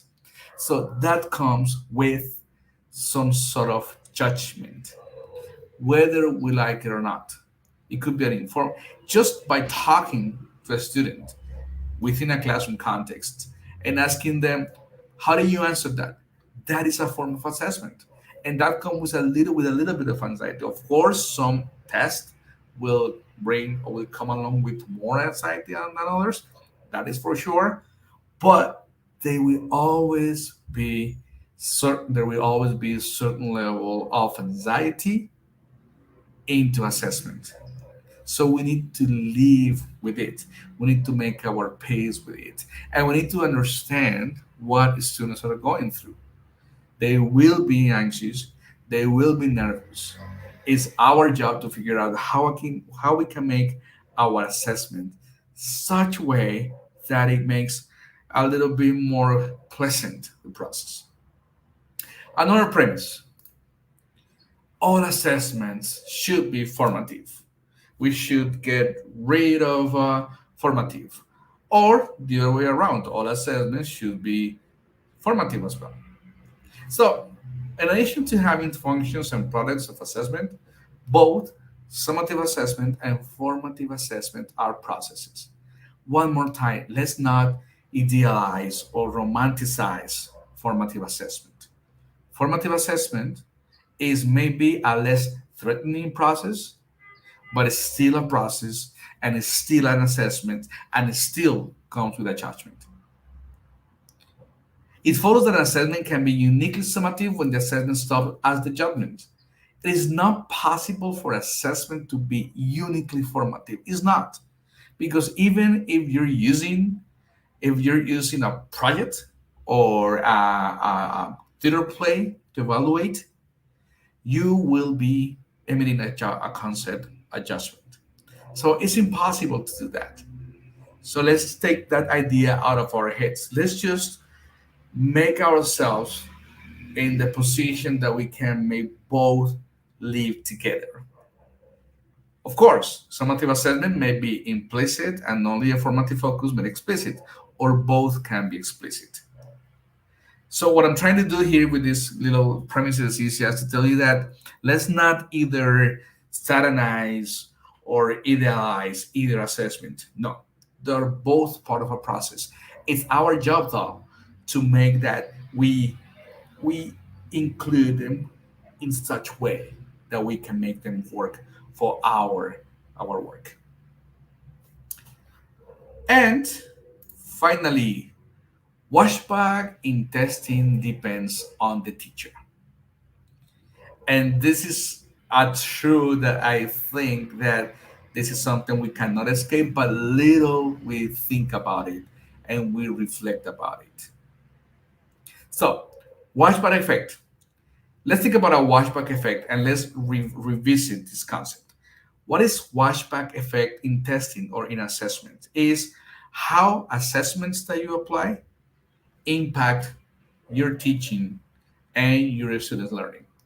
So for instance, if you are an English teacher that uses materials and teacher and lesson plans and pedagogical sequences uniquely focused on preparing your students to take an international test, so that has a washback on your students because the tests that you use are going to be having an effect on your student learning. They will be concentrating and putting their efforts and their cognitive load onto answering a test, not onto learning a second language. So it's important that we think that testing has an effect. What type of effect do we want? That's our decision to make. Let's see here. For example, a test, on one hand, will encourage some teachers to think it's important to plan their curricula carefully to meet their needs of the test. But on the other hand, other teachers may think that tests for them to teach what they don't find suitable or appropriate for students. How are you being led? Is your teaching, your curriculum being led by the tests? Or the tests are aligning to your teaching? Just for you to think, to see Who is the ruler one? Who is the boss in your classes?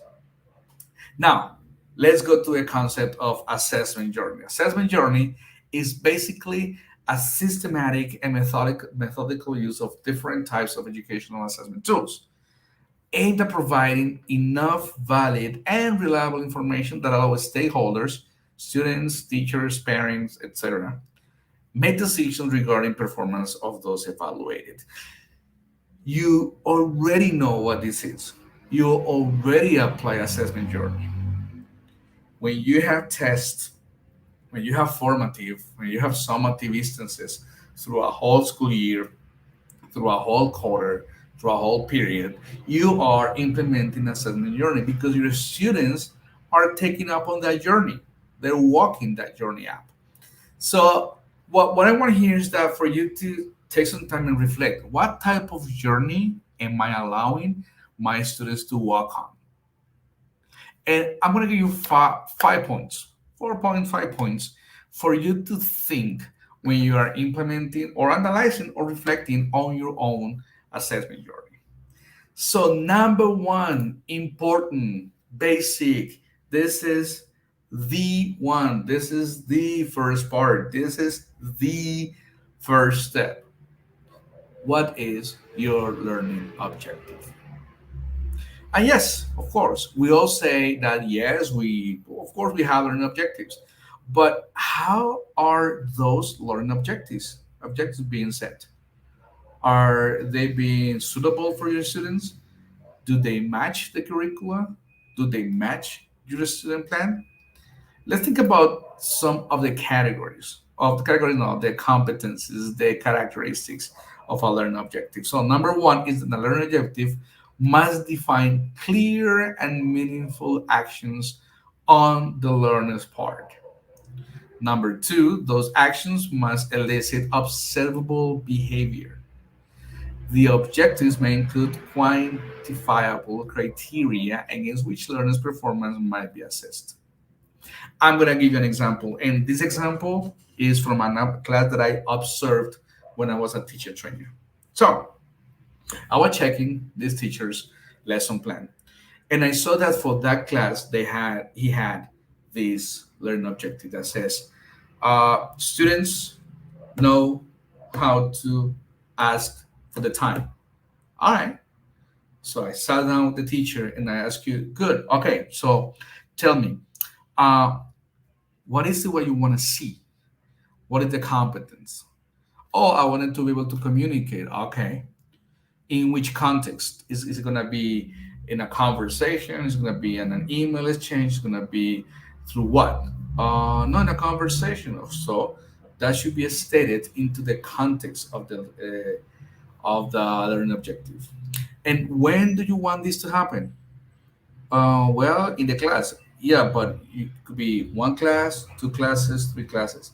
Oh, yeah. No, by the end of the week. Oh, okay. So you need to set the boundaries. So let's work it out. How do you start your lesson plan? At the end or by the end of the week, students will be able to stop there. I told them. Now, what is it what you want? Oh, I want them to understand how to tell the time. Understand. Good. Great. How do you observe understanding? How does understanding look like? Oh, well, if they can do the time, right? So that is an observable behavior. How are you wording that observable behavior? Because understand is not an action. You cannot observe understanding. So how do you observe understanding? And he told me, well, if they can speak it in a conversation. Oh, okay. So we get in there. Now, by the end of the week, students will be able to ask for the time in a conversation, right? Yes, good. Now tell me, what is the criteria? Well, I want them to do it well. Okay, so if that's the case, if a student in your class comes to you and says to a student, hey,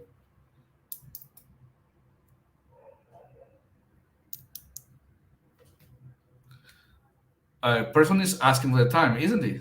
Yeah, is that what you want? No, I want them to ask and tell the time. All right. So that's the criteria. You need to have that specific in your lesson plan, specific in your learning objective. By the end of the week, in a conversation, the student will be able to ask and tell for the time using the vocabulary you learned during the class. So that's a learning objective that you really know where you're going to and you can phrase it. Second point, you have to define your checkpoints. As we're talking about a journey, we cannot expect up until the end to see how the process went. I have to follow up on the whole process. I want to be testing, right? So we need to think of how to make formative use of summative tests. And here we have some ideas on how to do it. For example, in one part is have your students to create, to analyze to the system. Second, students prepare for the exams by generating their own marking exams.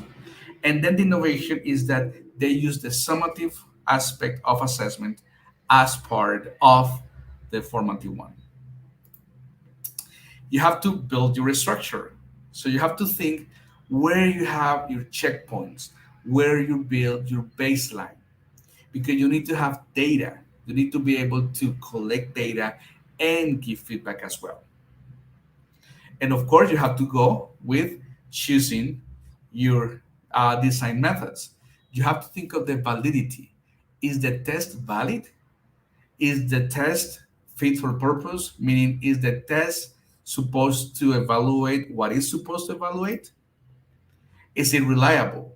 If you apply this test in different points to different classes to similar type of students, will they get the same grade? That's the aspect of reliability too. And practicality. Is this test one that I can actually apply? Does it require money? Does it require a lot of time? Does it require special equipment? You need to have tests in which you can rely to get data and make data-driven decisions. So you have to take time with data, you have to have quantitative data, qualitative data, put them all together, make decisions. You have to talk to teachers and explore data collaboratively. You have to have a goal for data analysis, how we're gonna work with this. You have to make this adjustment based on data. Don't take data personally. That means that don't think that is something against you, and use data as a guidance, but not as the final word. And of course, implement, revise, and adjust, rinse and repeat.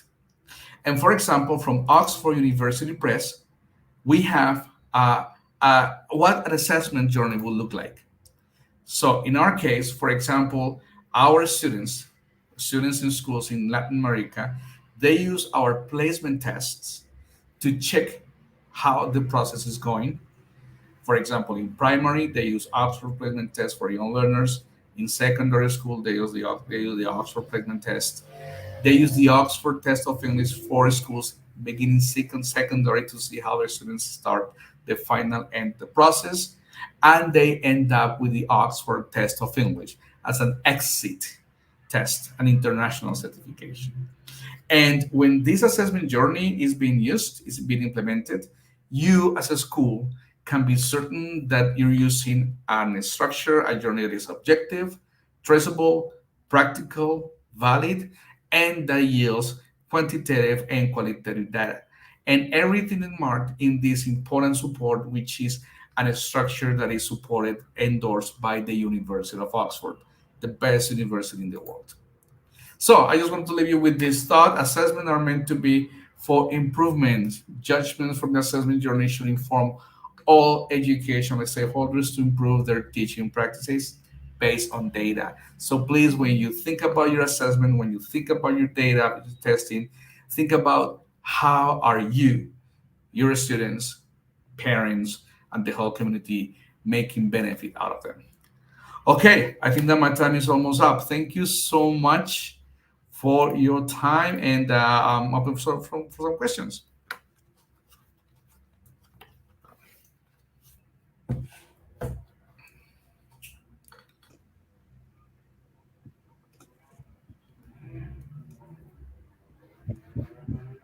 All right. Do we have some questions? Oh, here you have a chat. Wow, we have a lot. I'm not sure, SBS team, if we have time to go through all the questions, but they are very interesting. So I'm going to do whatever you tell me to.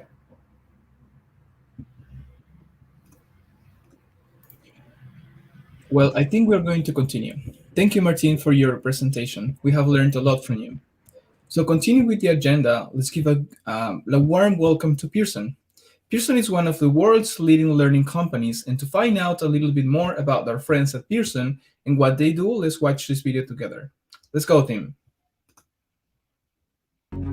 What does it take to be confident in English? For your voice to be heard, for you to truly be yourself. It can be a journey of ups and downs. It's overcoming inner doubts. It's having fun along the way. It's showing strength and persevering. It's where you discover what you're really capable of. It's having the courage to speak up without letting the pressure get the better of you. Then the moment comes when effort turns to effortless. You're able to enjoy the achievement of all your hard work. The words flow with ease. Your pronunciation is natural. Your personality and strength shine through. You are confident, empowered. You've expanded your horizons. You are part of your new community. We believe everyone should have the chance to be themselves in English, to have a future brimming with opportunity, a future they have earned, a future they can own. Because when you can be yourself, you can do anything. Be yourself in English.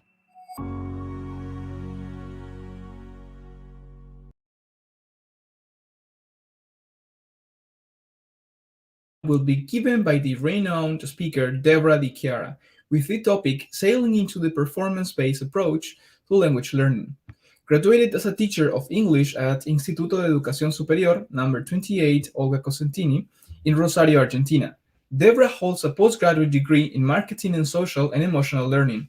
Deborah is an ICT specialist at University of Buenos Aires, and she's completing her studies in Educational Technology at UTN. She has taught English to young learners, adolescents, and adults for more than 10 years and delivered drama courses in English for adults. She's worked as a sales and academic consultant for Pearson for more than 8 years. Welcome to the TDC, Deborah. Hello, everyone. Welcome. It's a pleasure to be here. Welcome, everyone. Where are you from? Where are you enjoying this great conference from? Well, I will be reading you in the comment section. So we would like to invite you and your students to be yourselves in English, and in that way to feel empowered as we are teaching and learning.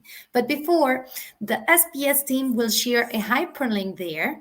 So we invite you to complete it because you will participate in a raffle where you can get an access code to those ebook mini libraries. It's a collection of Pearson readers, as well as an access to My Grammar Lab ebook and online practice. So do not forget to fill in that form the SBS team is sharing with you, and you'll be participating in that raffle.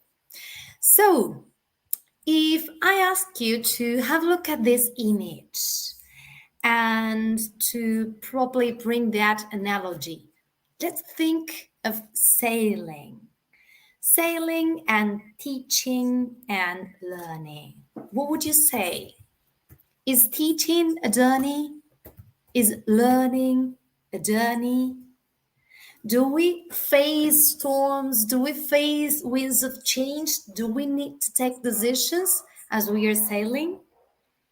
Your answers might be yes, okay? So we invite you to sail into the performance-based approach to language learning, and we want to bring several films from Disney in order to reflect. This is space, as the previous speaker was saying, this is space to reflect.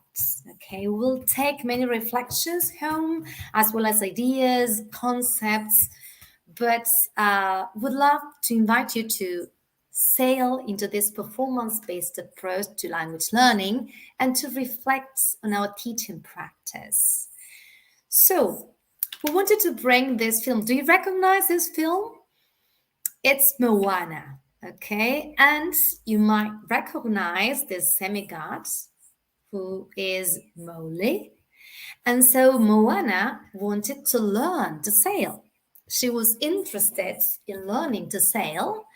So she asks Mowgli, okay, teach me to sail.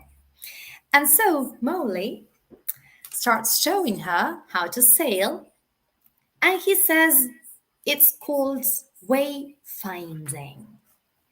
He says it's not just sails and knots. And let's think about teaching and learning. It's not just language. It's not just grammar. It's not just listening, reading, vocabulary, writing, speaking. It's seen where we're going in your minds. Where do you want to go? Why do you want to learn English? But also knowing where you are today by knowing where you've been. Oops, there is a spelling mistake there. So Moana wanted to learn to sail. And so she was feeling very self-confident. She said, okay, let's try it out. Let's sail. So Mowgli has already taught me, so let's try it out. And when she tried that, there was a sudden wind of change. So she had to move her sails, she had to change direction to adapt her sails in order to keep on sailing. So, does it ring a bell? Can we draw any comparisons to language teaching and language learning? In the past few years, there have been many winds of change. Can you think of any winds of change? There are some ideas there on that boat. So can you grab any ideas which might illustrate these winds of change in education, in teaching and learning? I will read your comments. Which are those winds of change in education? How is it that we have changed the way we learn? Probably nowadays we learn anywhere, anytime. What Williams calls on talks, he talks about ubiquitous learning. So we don't need to go to universities or to the school just to learn. Let's think about, in fact, we are learning all together and we're not at school. Many of you might be at school, but many of you might be traveling, just listening to this great conference, or just probably at the park, enjoying. So let's think about whenever we want to learn a new skill, we look for some tutorials in YouTube, or we might read some papers online, and we're not in formal environments. So learning and teaching is not just limited to formal and semi-formal environments. So we learn in informal environments as well. We learn everywhere, every time. We learn mediated by technology. So technology does help us in many learning and teaching processes. The approaches to assessment have changed, as we have been talking about. Not just summative assessment, not just formative assessment, but a combination of both. We don't just focus on contents, but we are aware that we need to be teaching skills. And our students are more aware of their goals, where they want to get, and why they want to learn English. Here, I'm reading some comments. Asynchronous learning Exactly. We don't just learn in synchronous learning. We learn asynchronously as well. Grammar-based learning, active learning in the present. We'll be talking about active learning as part of this performance-based approach to language learning. And lots of people learn on their own with the help of technology. Exactly. Autonomy in learning in general, but also in language learning, because there are many, content is everywhere. Pierre Levy talks about collective intelligence. So we can build and construct knowledge powered by the media, powered by networks, by the internet. So we can connect to each other and build knowledge all together, but at the same time on our own. So teachers can be mediators or guides or facilitators, but we're no longer the most important source of knowledge. So there have been a lot of winds of change in education, in learning, in teaching.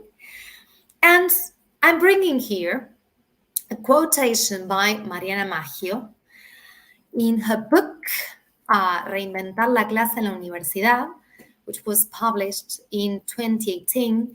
She talks about these cultural trends, okay? Because we construct knowledge and everywhere. So when we are tweeting, when we upload an Instagram post, a LinkedIn post, we are creating knowledge. We are producing knowledge. And those are part of our cultural trends. So we communicate and we live, as you were saying, mediated by this technology. And so this is already here. But pedagogical changes take time. They do take time. And it takes time to reflect on those cultural trends and bring them to school, bring them to university, to education. So she brings that metaphor of a Tetris, the Tetris game. You might be familiar, you might have played that thousands of times. When the blocks are falling down, but it takes time for us to put all the pieces in order. Okay, so we don't have time because they are here, they're already here. Culture is here. Different ways in which we communicate, in which we produce knowledge are here. But we don't find it that easy to put them in the correct place. So we can't change the direction of the winds. We can't stop those winds of change. But we can adjust our sails, okay? To reach our destinations as teachers, but also to help our students reach their destinations. So this is the first question for you. You might be teaching young students, teenagers, adults. Some of them might have very clear aims in mind, some others may not. But if I ask you, why do your students learn English? Why are they learning English? Some of them might be intrinsically motivated, some of them extrinsically motivated, and some of them might have instrumental motivation. So why? I would like to read your comments in the chat. Why is it that your students learn English? For those of them who have very clear aims in life, or at least reasons why they want to be able to master the language. Yes, I'm reading your comments. Exactly. The pandemic, exactly, has accelerated many of those changes. And yes, we construct knowledge everywhere. So why is it that our students are learning English? Some of them even not interested for work or just for university, might be learning English to make friends, to be able to communicate online. We don't need to travel. We don't need to study abroad to be able to use the language. Even when you are playing online, I don't play, but there are many students who are gamers and they communicate in English. So in order to be able to play online, to make friends, to understand music, films, they might be interested in learning the English language. Some of them might want to settle in at new schools abroad, or some of them might be interested in case they have the opportunity to talk English with many people, foreign people in their countries, in their cities.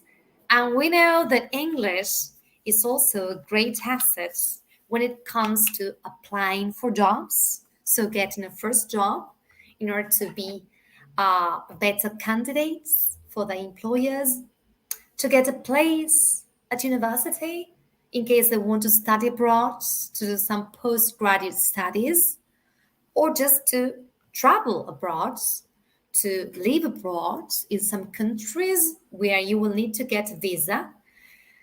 Even you might be asked to sit for specific exams to get that visa, or to get a promotion in order to be promoted at work, or just get different qualifications. So, as you were saying, for the master's degrees, for professional development, many of them just want to be better professionals. And even if they are not traveling, even if they are not making friends, they would like to read, for example, about bibliography for their careers. They want to meet Americans or British people, live abroad, have that experience. We know that centennials love traveling, taking a gap year and traveling. Good. So our students want to learn English for different purposes. So we can see that education is not preparation for life, but it's life itself, as John Dewey said. So we love teaching in English, and some of our students might enjoy even this learning path, this learning journey, but we know that teaching and learning might not be easy. So our students might need to invest time, money. They might spend many years trying to master the language. It pushes us out of our comfort zones.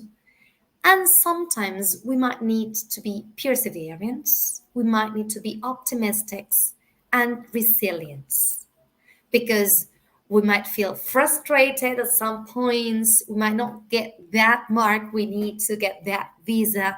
We might not understand certain topics. So here is another question for you.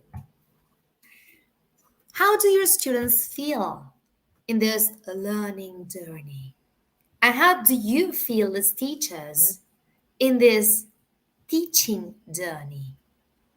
I have given you some adjectives in the previous slides, but would you experiment as teachers in your classrooms, in your online classrooms as well?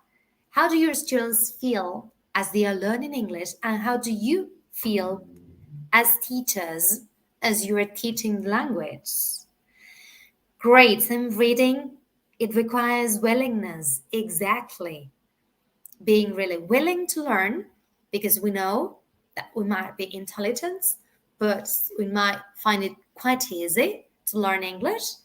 But we need to spend some time and be eager to learn the language, get a certificate, a degree, get a job. Yes, we are getting many instrumental aims. Good. So how do your students feel in this learning journey? Would you share some feelings you may have noticed in your classrooms? And how do you feel as teachers? Especially after the pandemic, we had to learn a lot of new skills and knowledge about how to classroom management, how to deal with certain, or how to probably use certain tools online, how to assess our students online, how to teach. So they feel nervous. Some of them feel happy. Some of them feel frustrated, you're saying. Some of them excited, but others frustrated. So we know that frustration is one of the key feelings whenever we are learning something, anything, not just languages, okay? We might not be getting the results so quickly, or the results we wanted. So I'm not getting that pronunciation. It's very difficult for me, or it's very difficult for me to understand what they are saying, especially if they are talking in American accent or British accent, Canadian accents. We might feel embarrassed whenever it comes to practicing some skills or pressures. My employer, my boss is telling me I need to present certain statistics for my job, and I'm not feeling quite self-confident or foolish or imperfect, misinterpreted. So we might be noticing many of these feelings in our classrooms.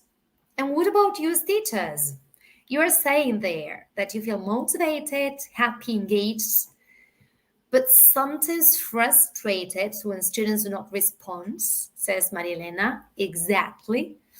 Sometimes when they're not motivated, we don't know how to motivate, how to engage them in the English classroom, how to plan in a different way so that to probably engage them in classes.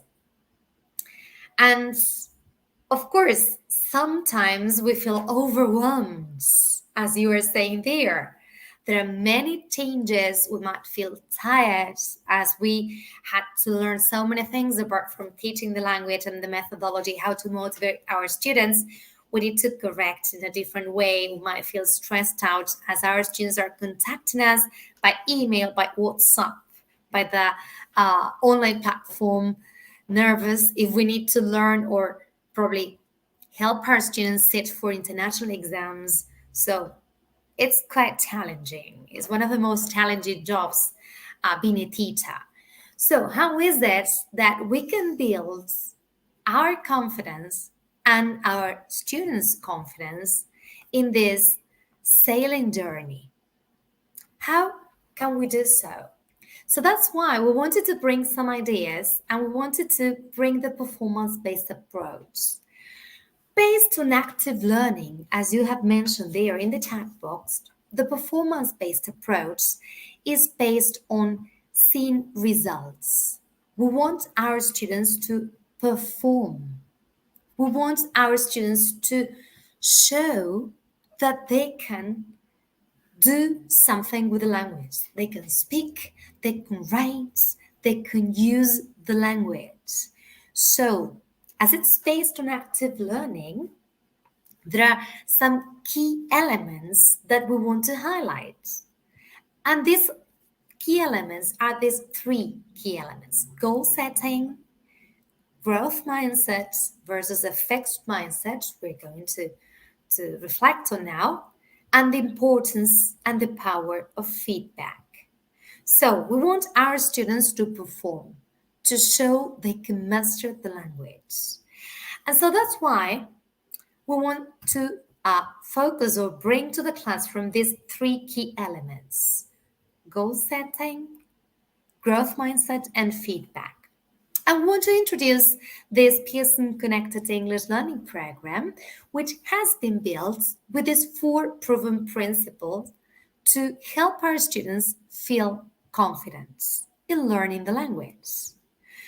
First of all, in order to be able to set goals, we're going to work or use the global scale of English so that we know where our students are, where they want to get, and what we need to do to help our students achieve those goals or those aims in life. Then, we want to motivate our students. We want to engage them. As you were saying, they don't feel motivated, they don't feel engaged. So we want them here. We want them to feel that thrill as they are learning the language. At the same time, we want them to build a growth mindset. And we want them to be able to demonstrate their skills. So we're going to explore each of these 4 principles, bearing in mind the performance-based approach to language learning. So when it comes to setting goals, the importance of setting goals, we will talk about understanding the right level of challenge and the right level of our students. That means I won't be able to set goals as teacher or as a student if I don't know my initial level. Where are my students today?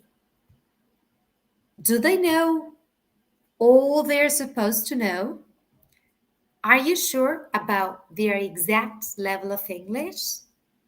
What about their competence? What about their skills? What about their level as regards listening, speaking, writing, reading? So I want to understand where my students are, but at the same time, I want to place them on personalized learning paths because some of them want to get a visa, so they might be sitting for specific international exams, and some of them want to learn English because they want to make friends and because they just want to play games online. So I want to help them achieve their aims in life.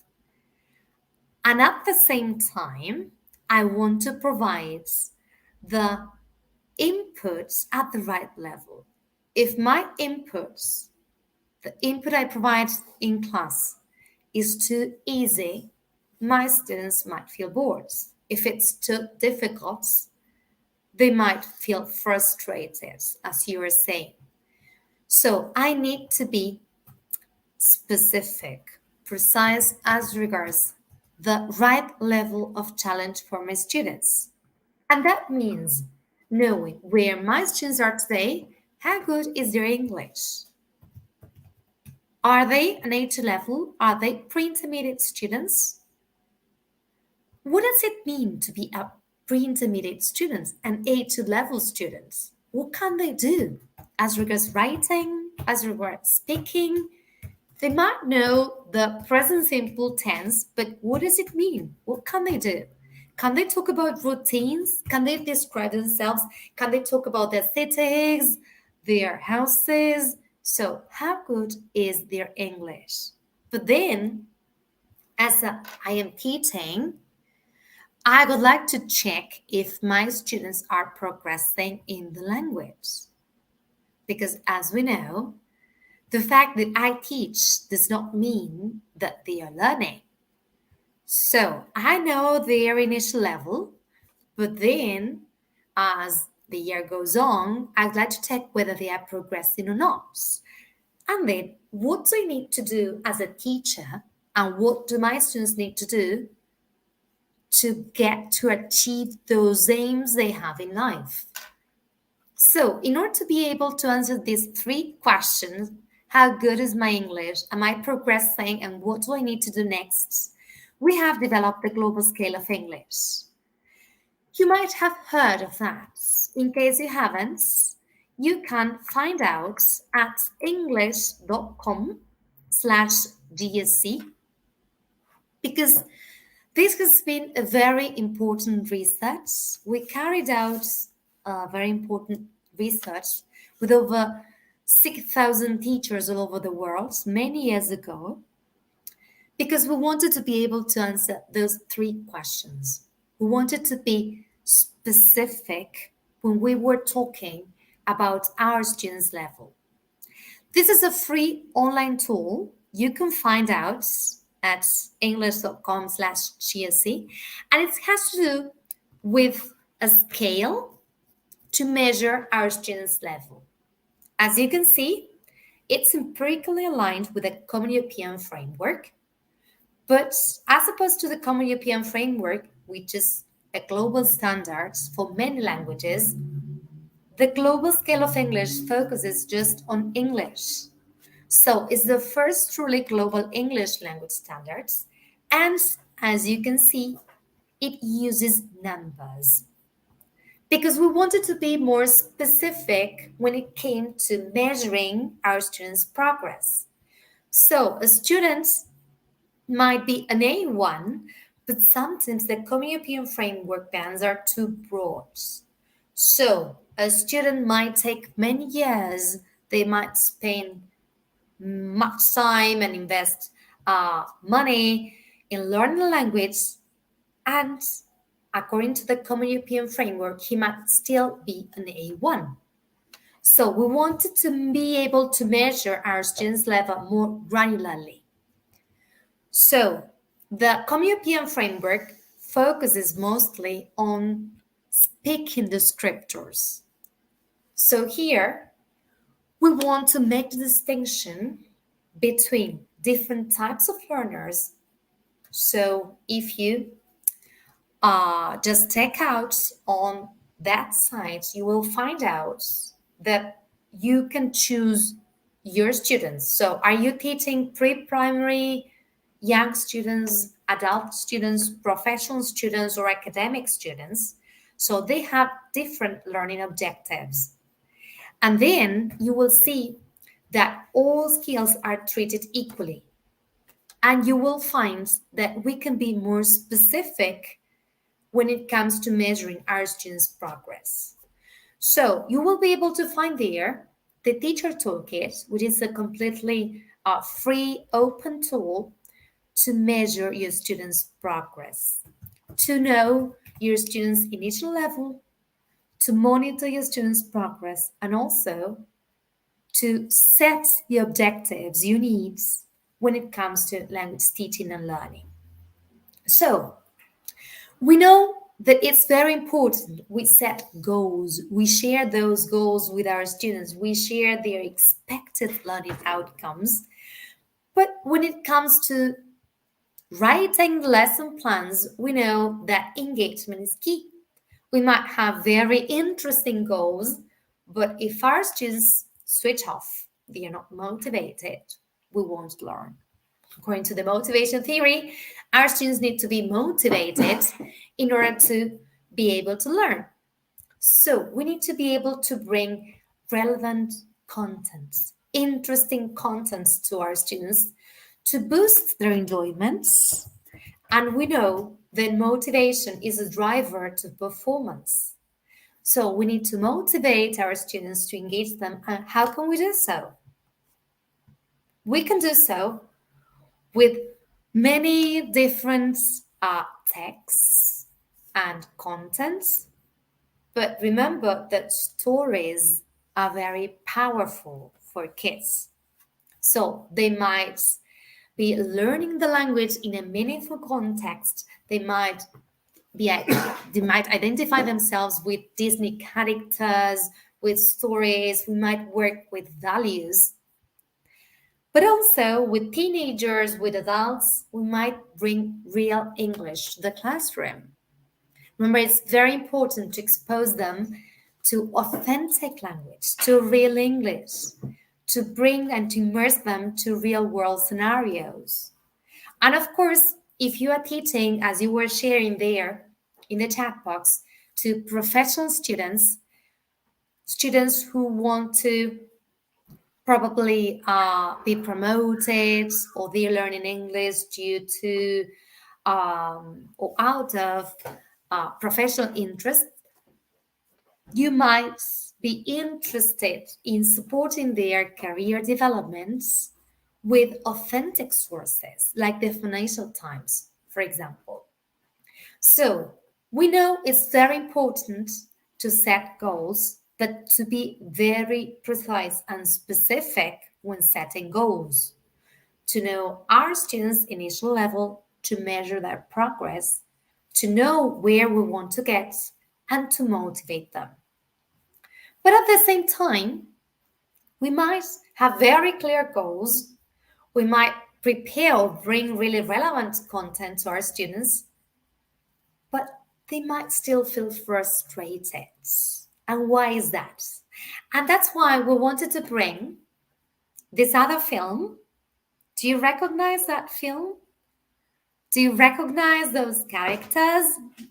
Alberto, Luca. You might recognize this is Luca, the Disney film. So this is part of a scene where Alberto says, and he tells Luca, look, I invite you, we're going to write together. So are you coming? He says. And what does Luca says?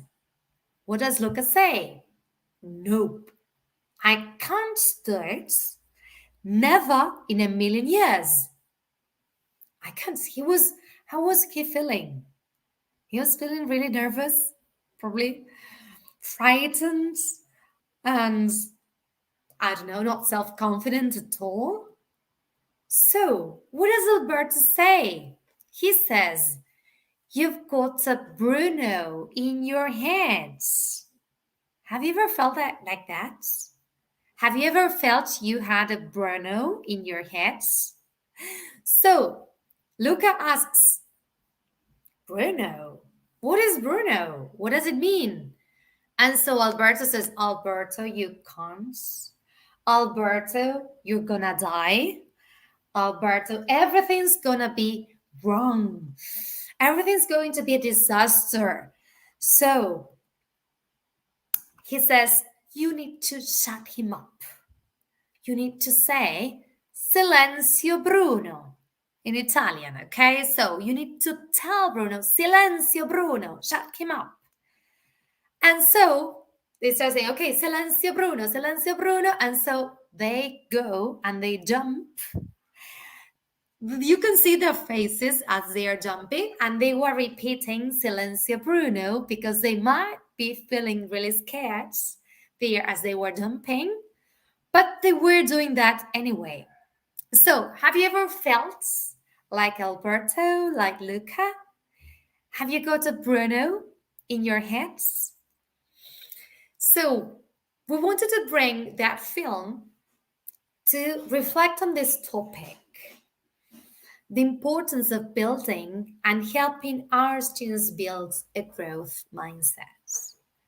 And what do we mean by that?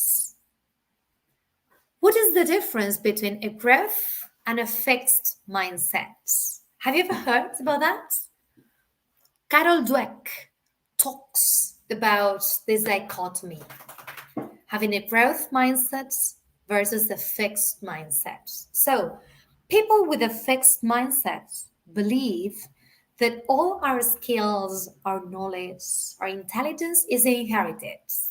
So I am intelligent, or I am good at English, or at languages, so I will be able to learn languages, but I'm not good at sports. So I won't be able to learn to play tennis or football. So this is just good. I will go on learning languages, but not sports, because it's too hard. I'm not good at that.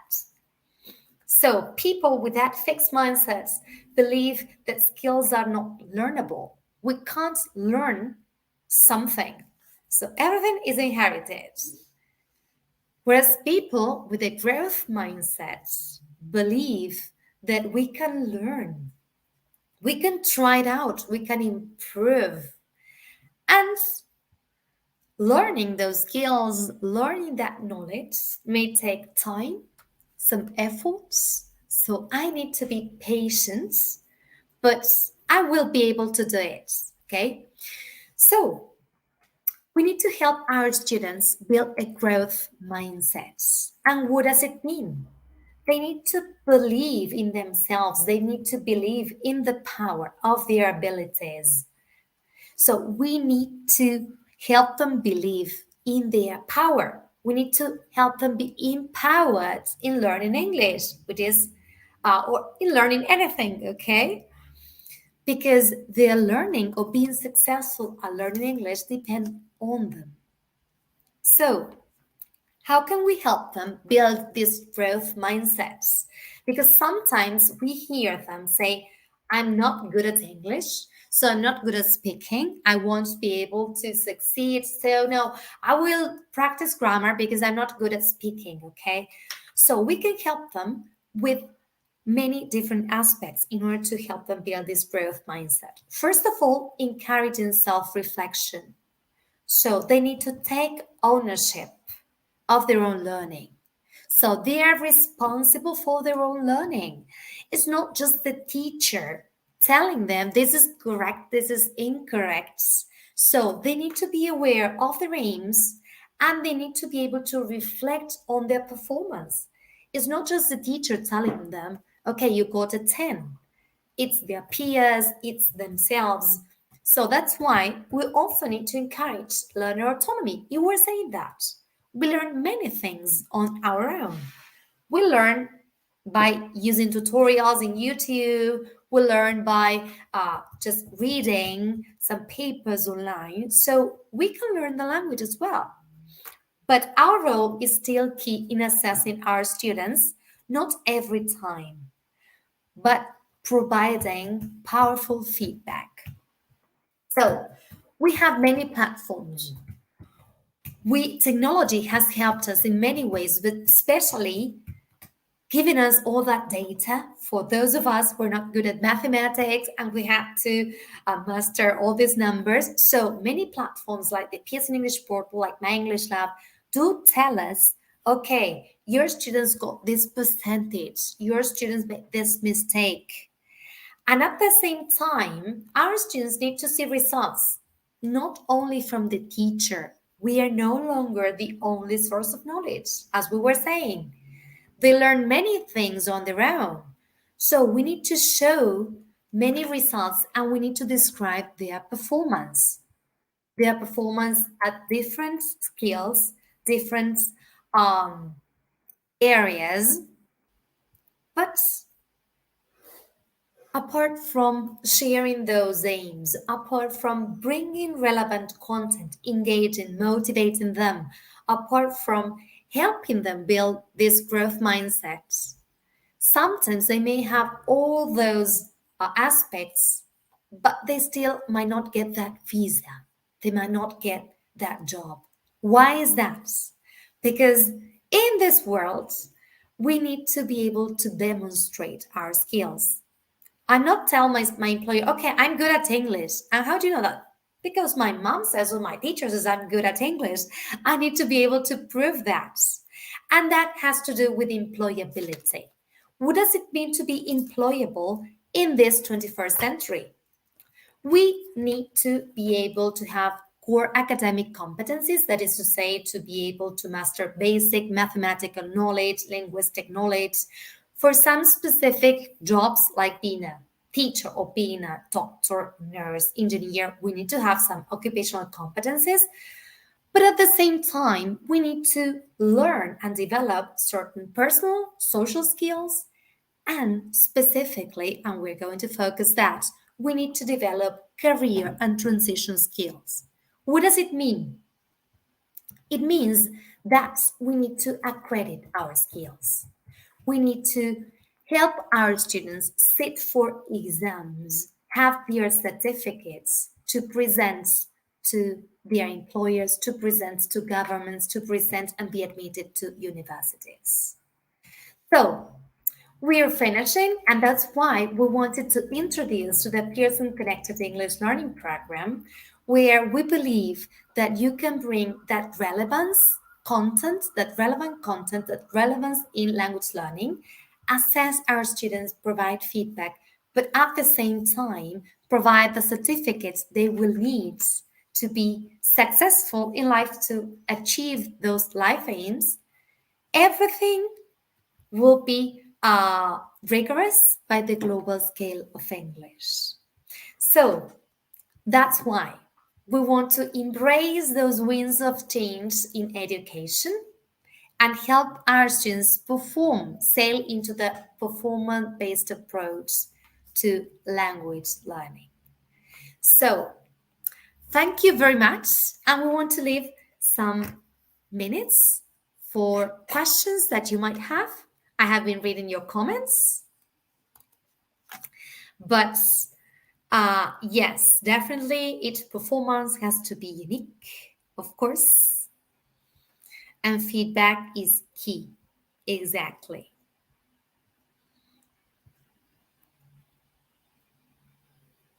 Okay, so remember that in order to be able to participate for the raffles, you need to fill in that form that the SBS team has already shared in the chat box. So you might win an access code for the ebook mini libraries and for my grammar lab. So thank you very much and hope you enjoy the rest of the conference. Thank you, Deborah, for your presentation. Now it's time for the last session of the TDC 2022 Piura Edition. So let's give a big welcome to Cambridge University Press. Cambridge University Press and Assessment helps millions of people worldwide unlock their potential. Our qualifications assessment, academic publications, and original research spread knowledge, spark curiosity, and aid understanding around the world. So let's find out a bit more about Cambridge Press with this short video. Let's go, team. Grow, grew, grown. When you grow up, what will you be when you grow up? She grows, she learns, she improves. Her interest is growing. She grows in she will prove herself. She grows in curiosity. She is curious. Curiosity. Her passion is growing stronger. She grows in confidence. She grows in confidence. I will grow in confidence, prove myself, and reach my full potential.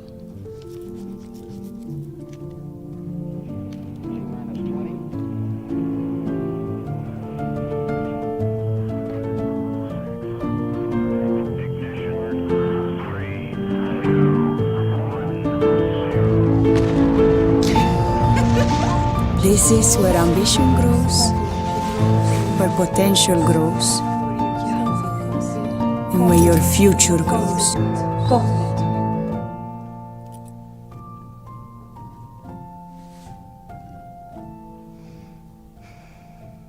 Good morning, everyone. Today we're going to learn about the sky at night. Cambridge is where your world grows.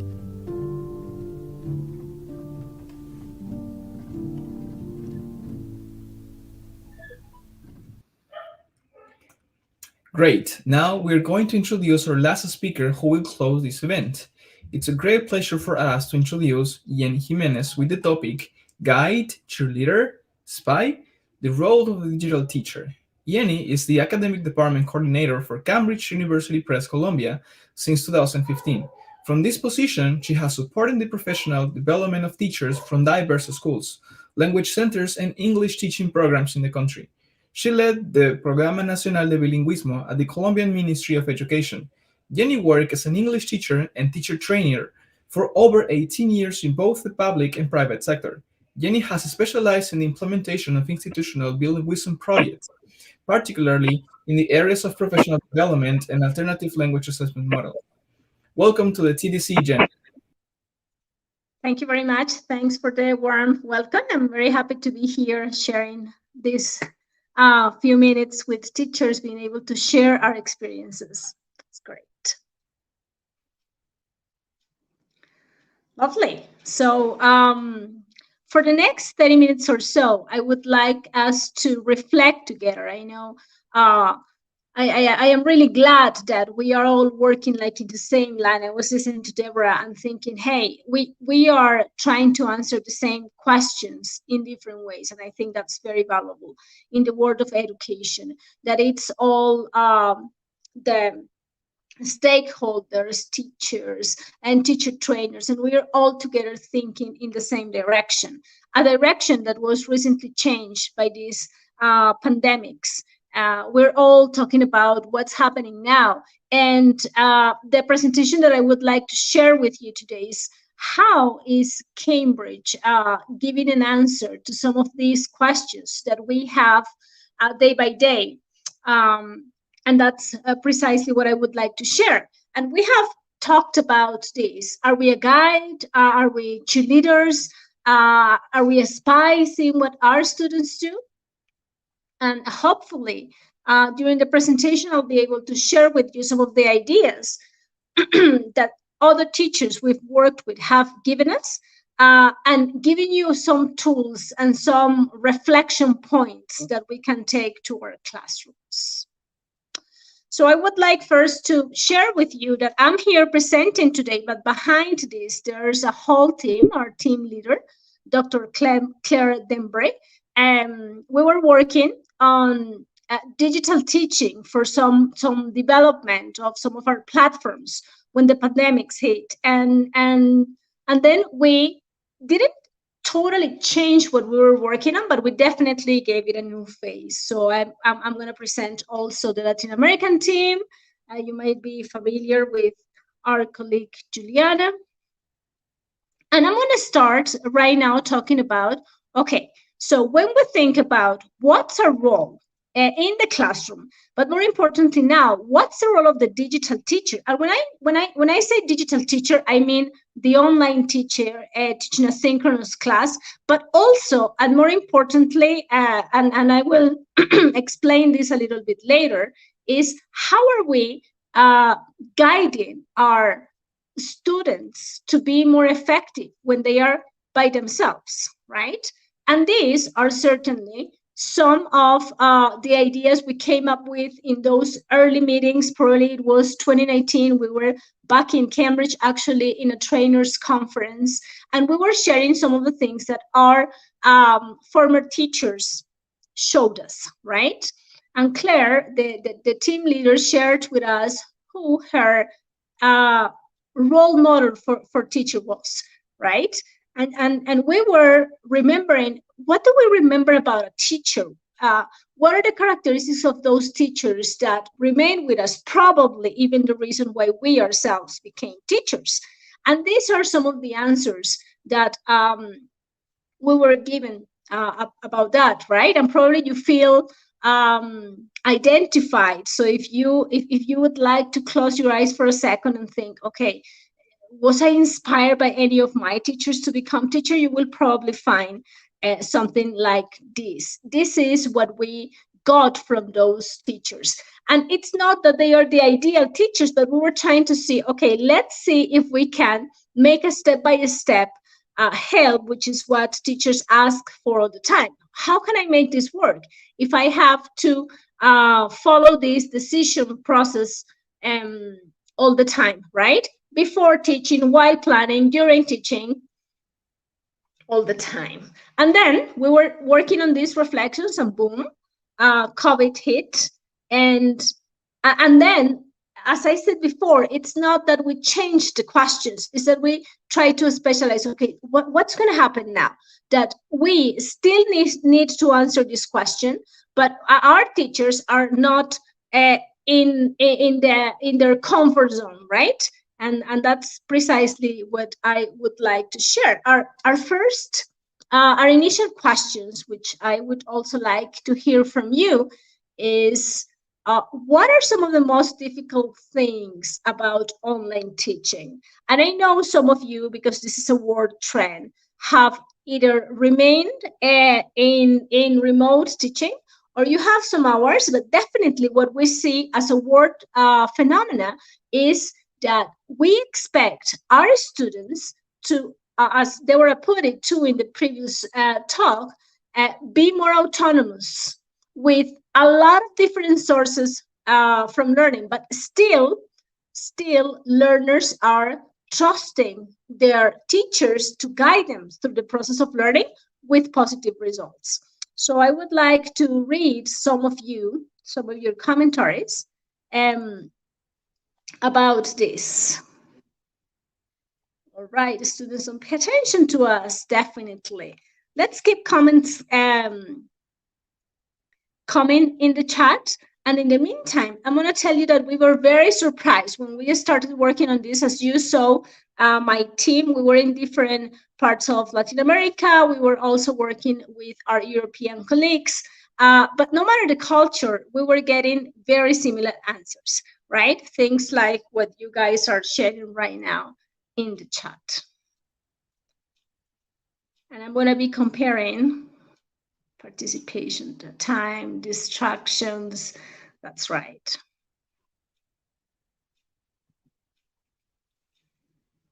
You will feel identified with this, right? These are some of the things that happen when we are in this, or when we become digital teachers. And I'm gonna also share something that was very interesting at the beginning of this, when we ask teachers, so what's the most difficult thing for you?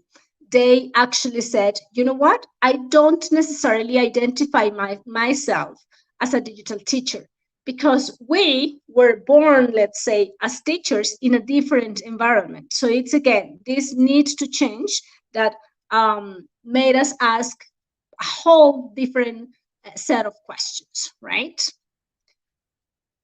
That's right. The internet connection, definitely something that we see coming and going. Lack of attention. That's right. And I'm sharing, to add to the comments that you're sharing kindly right now, is some of the ideas that I'm going to try to develop through the second part of the talk. And it is, in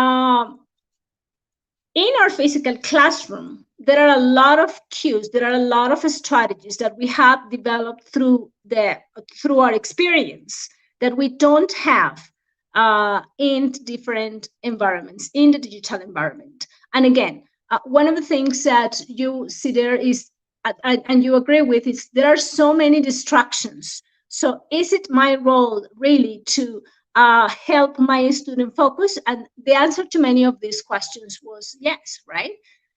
Pacing is much easier in a face-to-face classroom. All of these things that we can do in a class that we are used to doing, the human touch, that's some of the things that our teachers share with us. It's like, yeah, we don't have this now, right?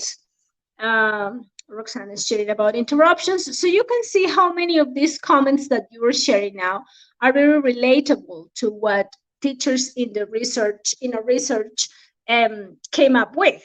So we had this situation, right? We need solutions, but we want to still cling to things that we understand. So we went back to the principles of language learning, right?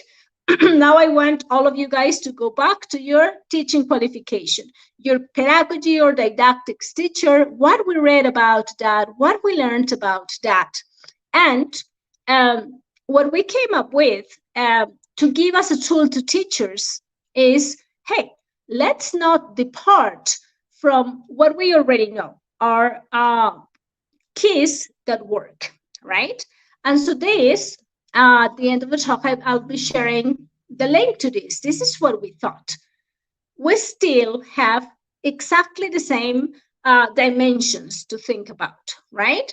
Cognition, engagement, and behaviors. And this is when I think it becomes really interesting, thinking about what Deborah shared with us just a few minutes ago, because if you see, there are a lot of coincidences, right? So yes, we are talking about how to help our students trigger better their cognition, those mental processes involved in gaining knowledge and understanding. And most of us believe that in the frame of active learning, as Deborah mentioned herself, the student is part of the construction of their knowledge, right?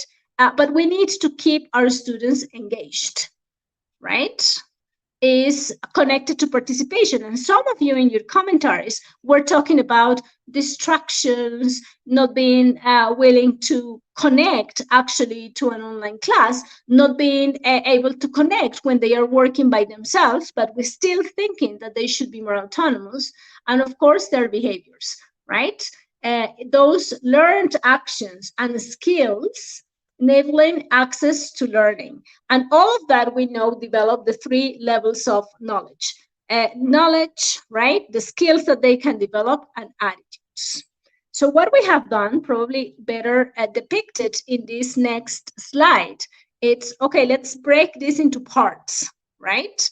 And we know where, as teachers, we can have that sensible way of helping our students get to a better construction of their knowledge.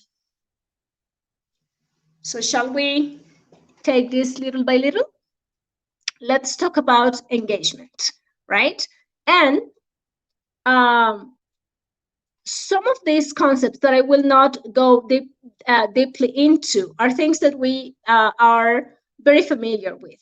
So when we share with our students something to help them be connected, part of it, this social relatedness that we try to entail, we feel like sometimes this works, sometimes it doesn't, right? So what do we have to say about digital teachers and the guidance? And remember, one of the things that we concluded is, yes, students still expect us to be their guides in this process, although they are in a more autonomous learning environment, right? Okay, reflection moment. So, how good do we feel we are at guiding our students through their online learning? What are some of the things that activate now in your minds as teachers? It's like, I'm working on this new environment. How good am I at this? And I'm not going to ask you to share this with us, but let's see what are some of the insights from research, which I would like you to take with you, right? So what is research telling us about this cognitive load? Learning happens via a working memory, which has limited capacity. And this is something that we know, right? So when we overwhelm learners' working memory, they are unable to capture this new information. And although this is something that we have known for a while, right now what happens in the online environment is that they have so much access to a lot of things. So first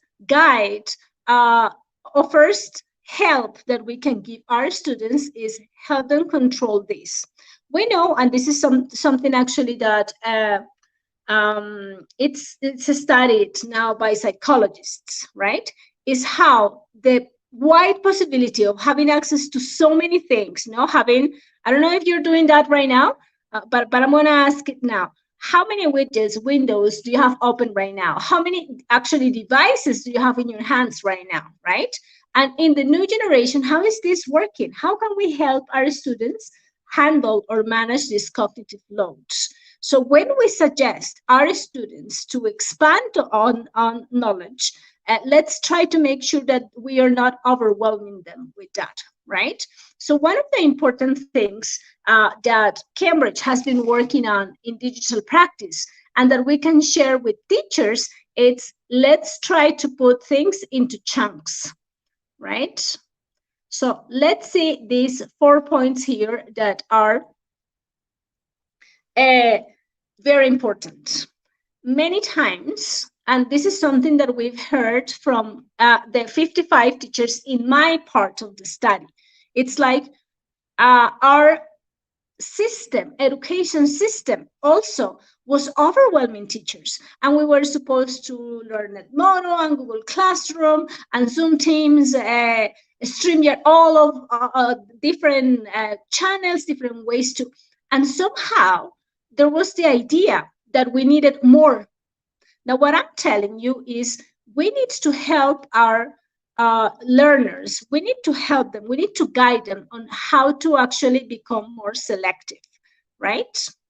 So the idea that we have as a society a shorter attention span also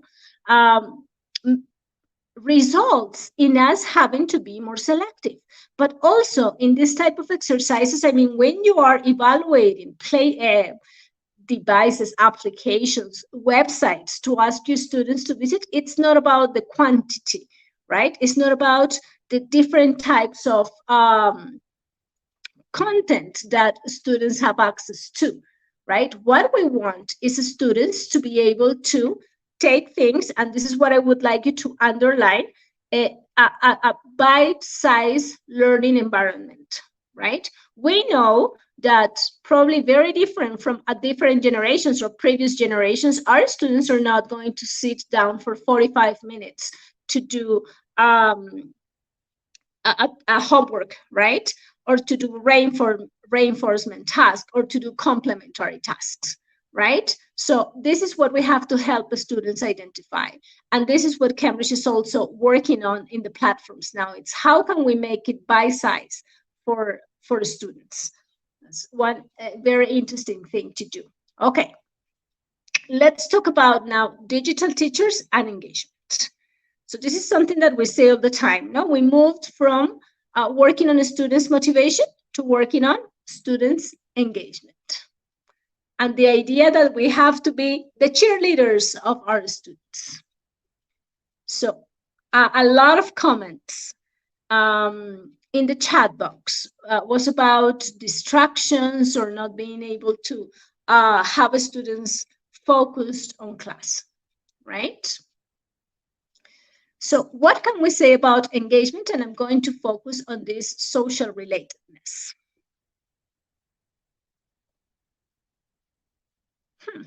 And this is a few seconds for us to actually reflect on how we are helping our students with this, right?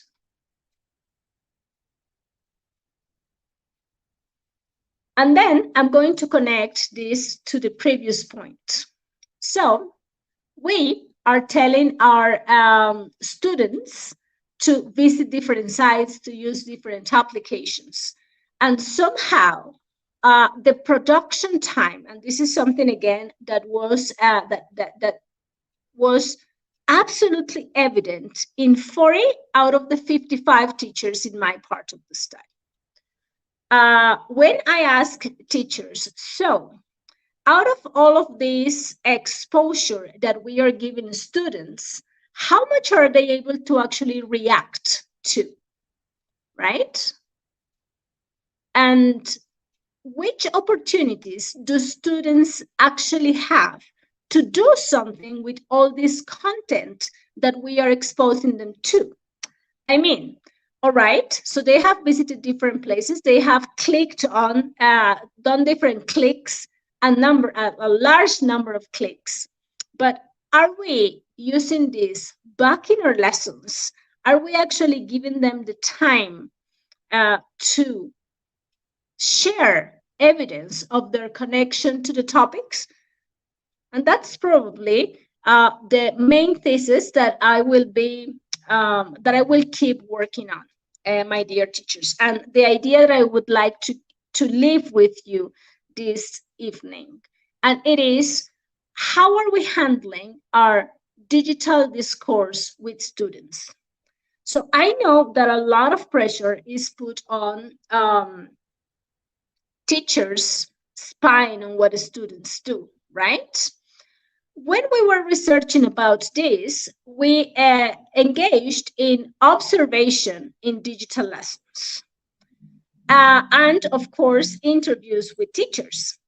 And something that wasn't necessarily in the basis of the study, but that started to come up over and over again, was connected to how teachers monitor what students do, right? So we know, and we have feared that since education exists, is time for homework, time for consolidation.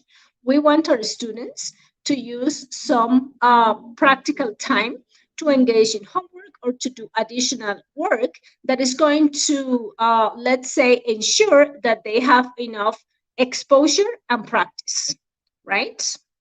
But how are we leading this? How good are we at monitoring online classes?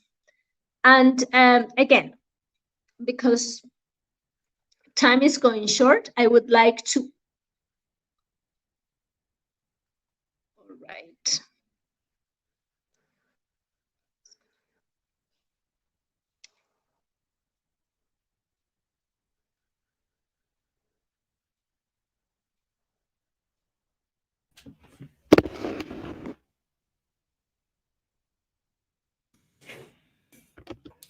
Right. So thank you for your presentation, Jenny. Now it's time to present the 5 winners of the raffle. The raffle of the digital access organized by Pearson at the beginning.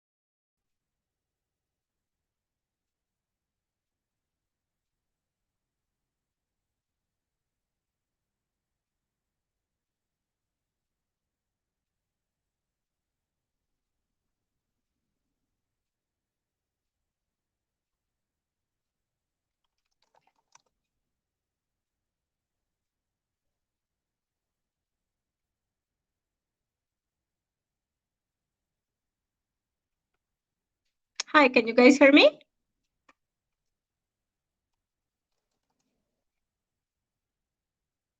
Great.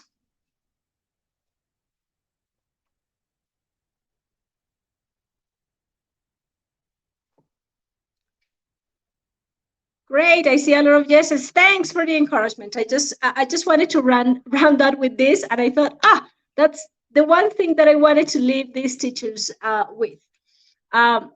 Talking about this, what is our discourse when we give students that online homework? Something that we found is it's really important to make sure that although we are not with our students when they are working on their homework, when they are by themselves, that's time when we expect them to be autonomous. When we are not there, and that means the moment when we give them instructions, it's what is essential to be that spy there, right? So bottom line, we are talking about metacognition, but we are talking about metacognition in that moment when we give students instructions about what they are supposed to do. What we found in the study was that many teachers were saying things like, okay, for the next class, you should complete Unit 1, Unit 2, Unit 3, right? But we weren't doing anything with what our students were doing. So let me clarify this.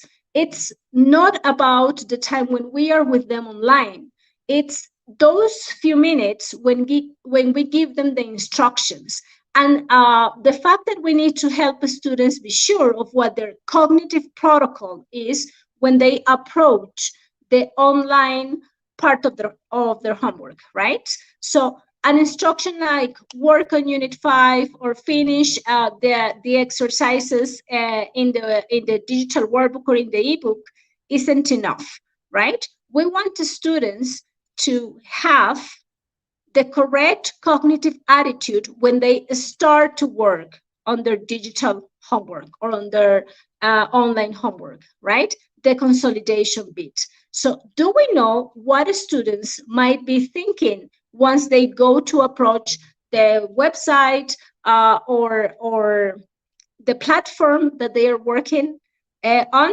The idea is that students have the chance during class time with the teacher to understand, again, what their cognitive attitude should be. So let's go work on this exercise. What are they asking me to do? What am I demonstrating here? So this a grammar consolidation exercise or a vocabulary consolidation exercise? What we have seen in the research is that students are much more engaged and that they can take a better benefit from this consolidation homework if they have this type of, let's say, metacognitive connection. And then that's the preparation, the development stage, and what happens afterwards. So if our discourse, when we give them instructions, is important, the second very important thing is, what do we do once the students have finished? I mean, and this is reflection time for all of you. What are we asking students to do after they have worked on their online exercises? And then a few seconds for you to think about it. When I give homework to do in the platform or online to my students, do they have a chance to give feedback on what's going on? And this is the other advice that I can give after working on this piece of research with teachers here. It is those few first minutes of our class, right? When we are waiting for everybody to open the camera, we're waiting for everybody to get connected. We are doing some administrative tasks that happen both in the face-to-face environment and in the online environment in synchronous classes. We can take advantage of that time if we train. I know some teachers hate it when I use that word, but if we train students to take advantage of those few minutes at the beginning of the class to show what happened during my consolidation time. Yeah, the possibility to give students a chance to say what's going on, what did you learn, how did you do. I think those moments are very valuable for students if we really want them to be engaged with this consolidation bit of their online homework.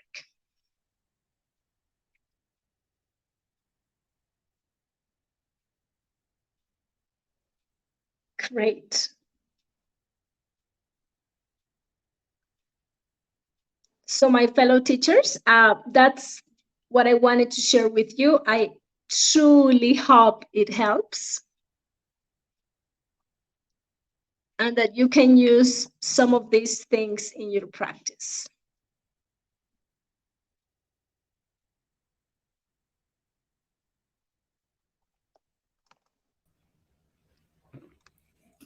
Thank you, Jenny, for your presentation.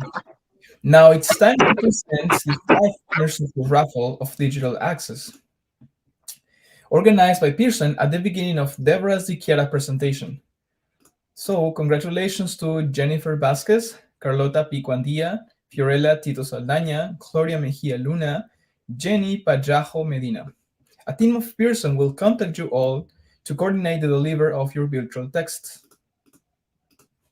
So we have reached the end of our TDC 2022 Piura Edition. We want to thank all the speakers, consultants, and publishers who have participated, but especially you, the international community of English teachers who have been connected this afternoon with the sole objective of expanding your knowledge and to develop your educational work in benefit of your students. Before saying goodbye, we would like to share this video of Carlos Gomez, the academic director of IBNA Región Grau.